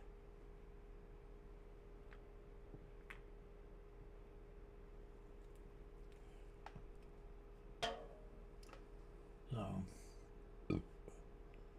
and she said Emmy Rail is made in the U.S. I did not know that. That's cool. All right, Jason. Well, thanks for hopping in, man. It was fun, fun yakking with you. Hopefully, we'll see you next week. So have a good week and, well, play with your trains, man. We'll see you later. Joe says if they could put crap on sale, then they are charging too. Oh, absolutely. Well, I said the markup is ridiculous. They'll try and tell, well, we only make 10 cents on the dollar in retail. They're full of shit. All right. They're probably making anywhere from 100 to 200% more than what they're actually paying for the product. So if they're charging you $10 for something, they're probably getting it for $1 at least. And they'll tell you different, but that's the truth of it. Because if you're only making 10 cents on the dollar, you couldn't afford to keep the lights on. I had a parts store who's telling me the same shit, back until I started working for him. Because I used to bitch about the prices of shit, I said, why is this stuff so expensive? Well, we don't make much money on it. It's all, there's not much markup. We're selling it for, 10 cents on the dollar is our profit margin. I'm going, damn, that ain't very good. And I started working for him, and I'm finding out that was bullshit. And then when they sold out, they closed the store down and they had a big sale. The spark plugs at that time were $2 a piece.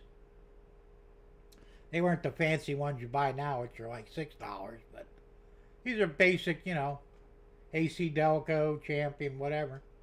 They were selling spark plugs for 25 cents each, brand new, because I bought about $200 worth. Distributor caps that were $10. I was getting them for $2. Now, they weren't taking a loss on anything. They were literally selling stuff at cost just to unload it. And I knew this, I'm thinking, well, this is bullshit, So don't tell me you're only making 10 cents on the dollar, because you couldn't keep your lights on if that's all you were making. Plus, payroll and everything else. Don't bullshit me.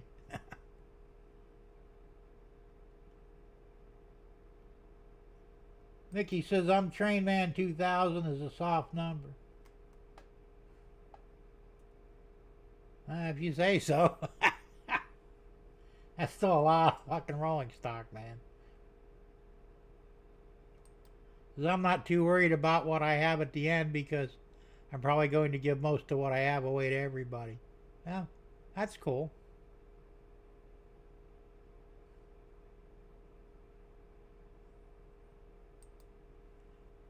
Charles says, let's hope our wives don't sell our stuff based on what we told her what we paid for it. Oh, yeah, because I know some of you guys lie about what you paid for shit. Oh, howdy, paid $25 for that $400 locomotive, Because if she knew you paid $400 for it, she'd beat you to death with it. So you gotta lie to her, right? But so I don't lie to my wife about what I pay for things. She knows what I pay, She doesn't get mad, which is cool. But Floyd says, it's time for me to go, guys. Have a great night all. Bye for now all. Same to you, Floyd. Have a good evening, and thanks for popping in. And hell, we'll see you next week, man. So, what the hell are we talking about anyway? Way off on the sidetrack here. But, yeah, like I said,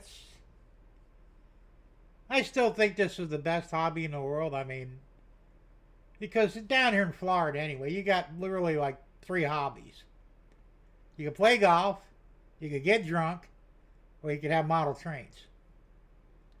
That's pretty much your 3 major hobbies in Florida, At least as near as I could tell anyway. So there's people go to the bars every night to drink, or they'll play golf 3 or 4 times a week. And that's a very expensive hobby too, by the way. Or they'll play with model trains. I mean, they're the top hobbies. Anyway, there's a few hobbies that, do RC cars, RC planes, stuff like that. But I think there's probably a bigger market for, model trains than there are, say, for radio-controlled planes. And once again, if you look at the big picture, model trains may be a little bit cheaper than the other hobbies out there. I mean, some of that shit could really break you financially,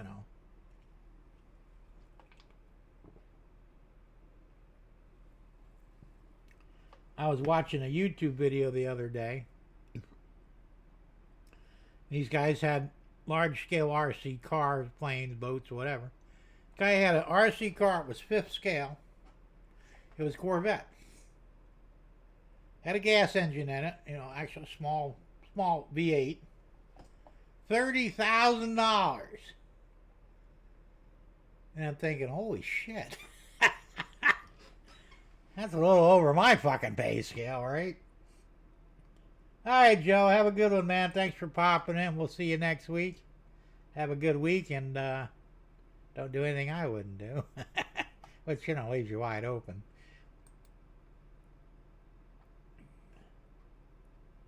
So, I mean, you know, like I said, you're not going to spend $10,000 on a locomotive on your HO scale layout.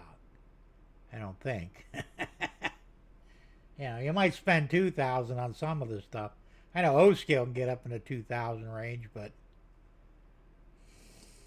still, can you imagine $30,000 for a radio control car this big? What the hell, you know? And then this other guy had, I think it was a Concorde. It was, what the hell was the scale on it? I think he said it was like 14 foot long with a 10-foot wingspan. Thing was huge. Had four jet turbine engines on it. Radio controlled. And that thing was over $100,000. And I'm thinking, holy Christ, you know. Probably wouldn't want to ditch that in the woods, would you?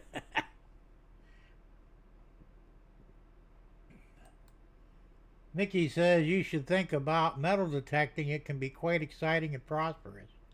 I've heard that, but I don't have the patience for it because I'm not. I'd have to rig something up for my scooter because walking ain't going to get it for me. I don't know if you'd find anything good up here in Florida where I'm at, but how you go to the beach, though. I mean, my dad used to. He found some amazing things at the beach, you know. He found a diamond ring once. It was worth about $6,000. He found an expensive watch. It wasn't a real expensive ones, but it was worth about $1,000. He's found jewelry. He found coins. He didn't have a metal detector. It was just stuff that he used to walk up and down the beach to kill time with, you know, in his old age. And just sometimes he would kick it up out of the sand and, oh, what the hell did I just kick? And there was a diamond ring that somebody lost, you know. Like, what the hell? I imagine if you had a metal detector, you could find all kinds of cool shit at the beach. I would think. All right, Gerald. Well, thanks for popping in, man. We'll see you next time. And, well, have a good evening. And we'll see you next week. Oh, enjoy your birthday, man. Just a few hours away.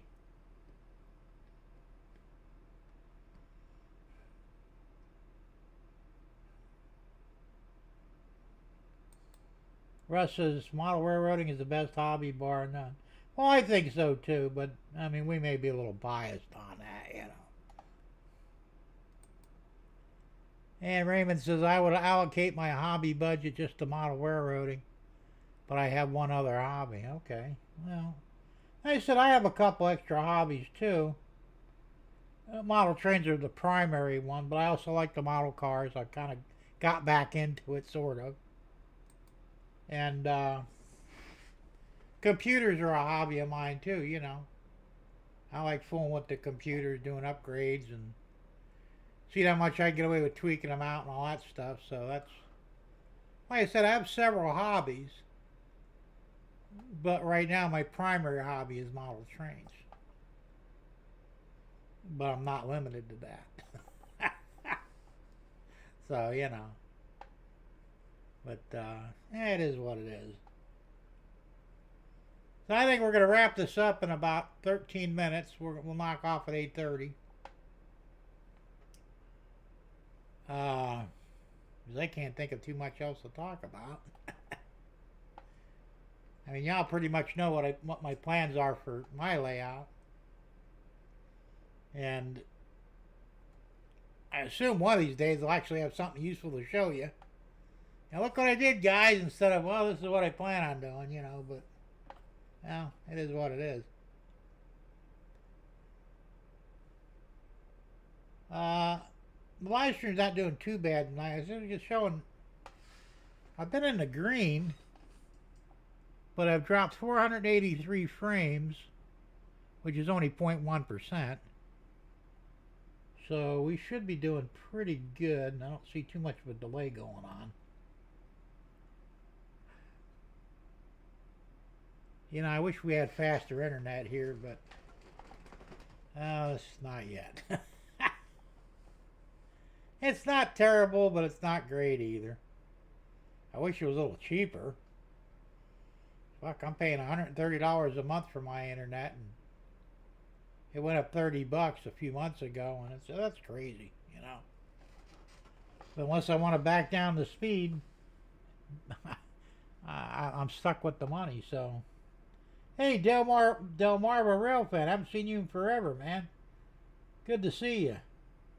He says, I got a question for quick question. When is Trump going to not be president no more?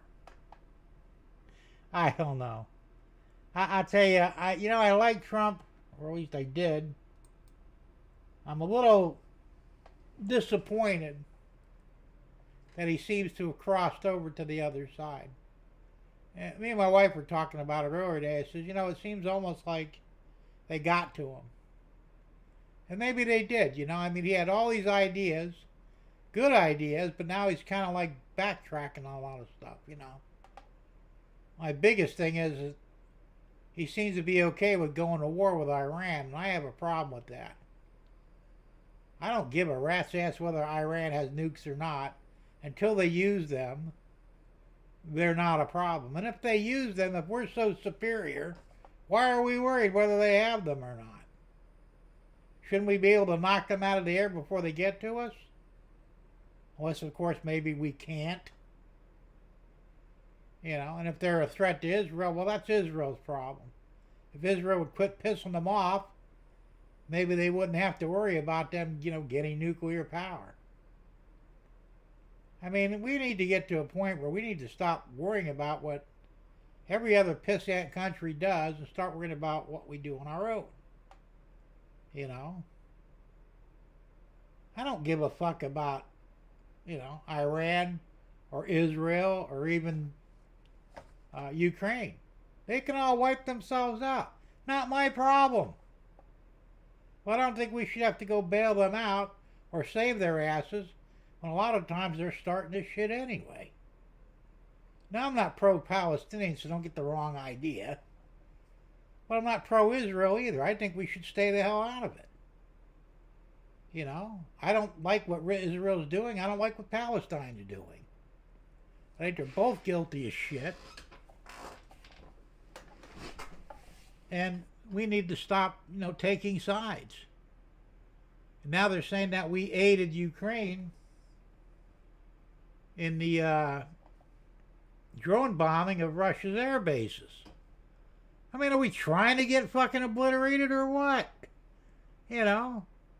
Who the fuck cares about Ukraine? If Russia wants Ukraine, that's between him and Zelensky. I mean, personally, if I was Putin, I'd have fucking nuked Ukraine right off the fucking map already. But if we're not careful, we may be getting stuck with that too. Putin might decide one day, you know what, America keeps interfering, let's throw a couple of nukes at them. I mean, I don't think that'll happen. I don't think anybody's that crazy, but you never know. So I'm kind of pissed off that Trump is kind of backtracking on the whole thing. They quoted him the other day. They said, he said that I would like to see every last Palestinian wiped off the map. Well, why would you say that? I'm not saying they're innocent. I'm not saying I'm for them or anything, because I'm not. But why would we care what happens over there? So he's ready to go to war with Israel to wipe out the Palestinians. And how does that make us in the right? It doesn't. First off, Palestine did nothing to us. It's not our fucking problem. The same thing with, there's a lot of other things going on. We were promised we'd see the Epstein list. Well, where the fuck is it? They're never going to show it to us because every goddamn politician in Washington is guilty of pedophilia. You think they're going to let that come out? We'll have to hang every one of them. And they should be hung. But they're never going to release that list because it basically, it shits on everybody involved, which is probably 98% of Washington, 98% of Hollywood, and God knows who else. The same thing with the P. Diddy thing, You think we'll ever see any of that list either? Of course we won't. And I'm sure P. Diddy will get suicided in prison after he's found guilty. Even though he probably won't be. I don't believe Epstein's dead either. Now supposedly Bongino and the other guy, Cash Patel, no, he's dead. He killed himself. Bullshit. I don't believe it. It's amazing how he hung himself from 1.5 feet off the floor on his cell, which would be impossible. And the cameras just didn't have to be working that day. And there were no witnesses. Bullshit. They faked his death. They probably gave him a new name and identity, and he's still running this fucking island. Why didn't they obliterate the island? Epstein's Island is still in operation. We didn't do anything over there. We should have leveled it. We should have nuked it. A small Hiroshima-sized bomb, Epstein's Island would have been no more. Did we do that? No, we did not. Why not? Because it's still in operation. And Epstein's probably still running it. Prove me wrong. So I don't know what the hell's going on, But I don't think Trump is going to be able to save us. I really don't.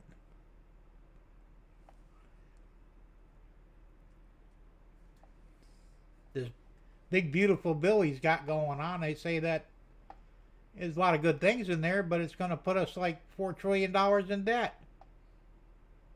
Can't they do anything without blowing a bunch of fucking money? And once again, it doesn't cut the military. It doesn't cut all the pork. So what are we really accomplishing here? I still like Trump. I still think he's way better than, what's-her-face would have got in. Could you imagine if Harris was president? Shit, we'd already be obliterated probably. But the bottom line is, Trump's not going to be able to do what he promised. I don't think he's a turncoat. I think he's simply got enough sense to realize that if he doesn't play along, they will kill him. They killed Kennedy. They killed Lincoln. And you know why? Because neither one of those presidents would do what they were told. They thought that they could fix things. Reagan almost got killed. Same reason. He thought he could buck the system. They showed him he can't. Even though he survived it, but it had to scare the shit out of him. I mean, he was this close to death.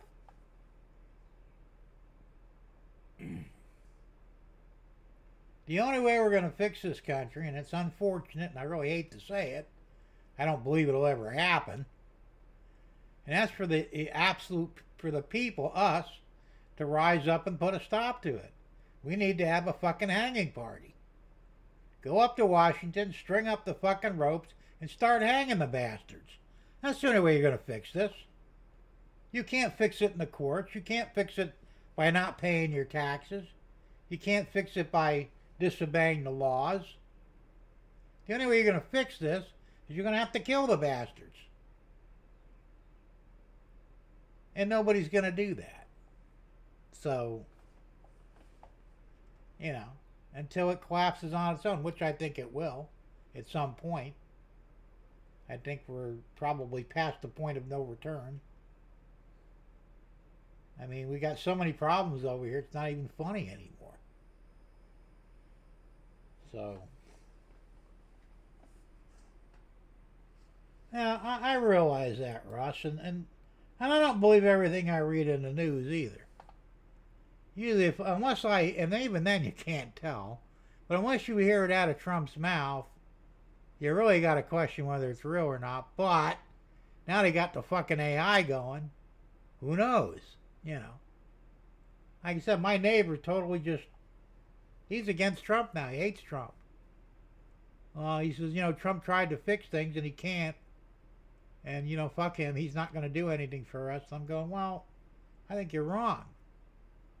I think he's done a lot of great things already. But there are limits to what he can actually do. I don't know. All we can do is wait and see. But you're right.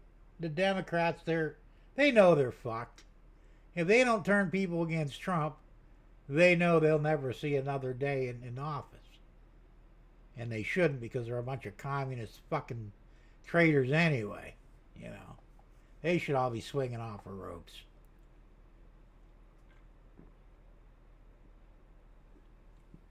Of course, if they do by some chance get back in power and try to bullshit the people again, hell, we may just grant them that wish. Get them all swinging from a rope, you know. I mean, now we know what they are. It's going to be hard for them to really do any more shit to us. I mean, they're screaming already, you know. Oh, you can't throw the illegals out of the country. They have rights. They're human beings. Yeah, they may be human beings, but they have no rights here, all right? And they don't belong here, and we should throw them out. Like I said, I disagree with Trump on that. I agree we should get rid of them, but I don't think we can do it by arresting them and deporting them. There's too many of them here. The best thing to do is to get them to self-deport. And the only way you're going to do that is to cut off everything that they get from here. No more jobs, no driver's licenses, no food, no medical, no education, no free money, no welfare, no food stamps, nothing.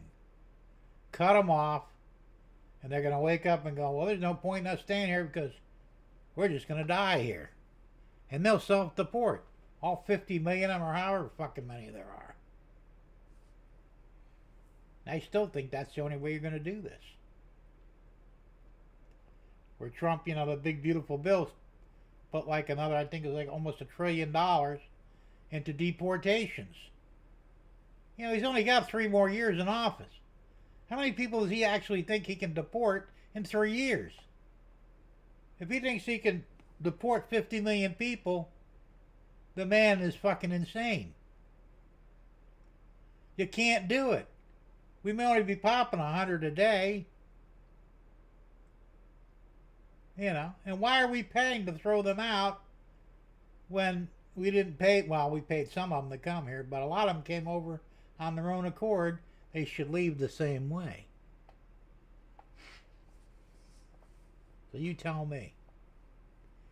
Like I said, I'm still behind Trump, because I do understand if he did get, you know, threatened and he can't do much.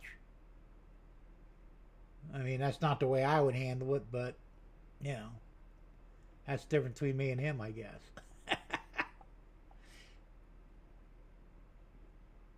Anyway, it's 8:30, so I'm going to wrap this up. And,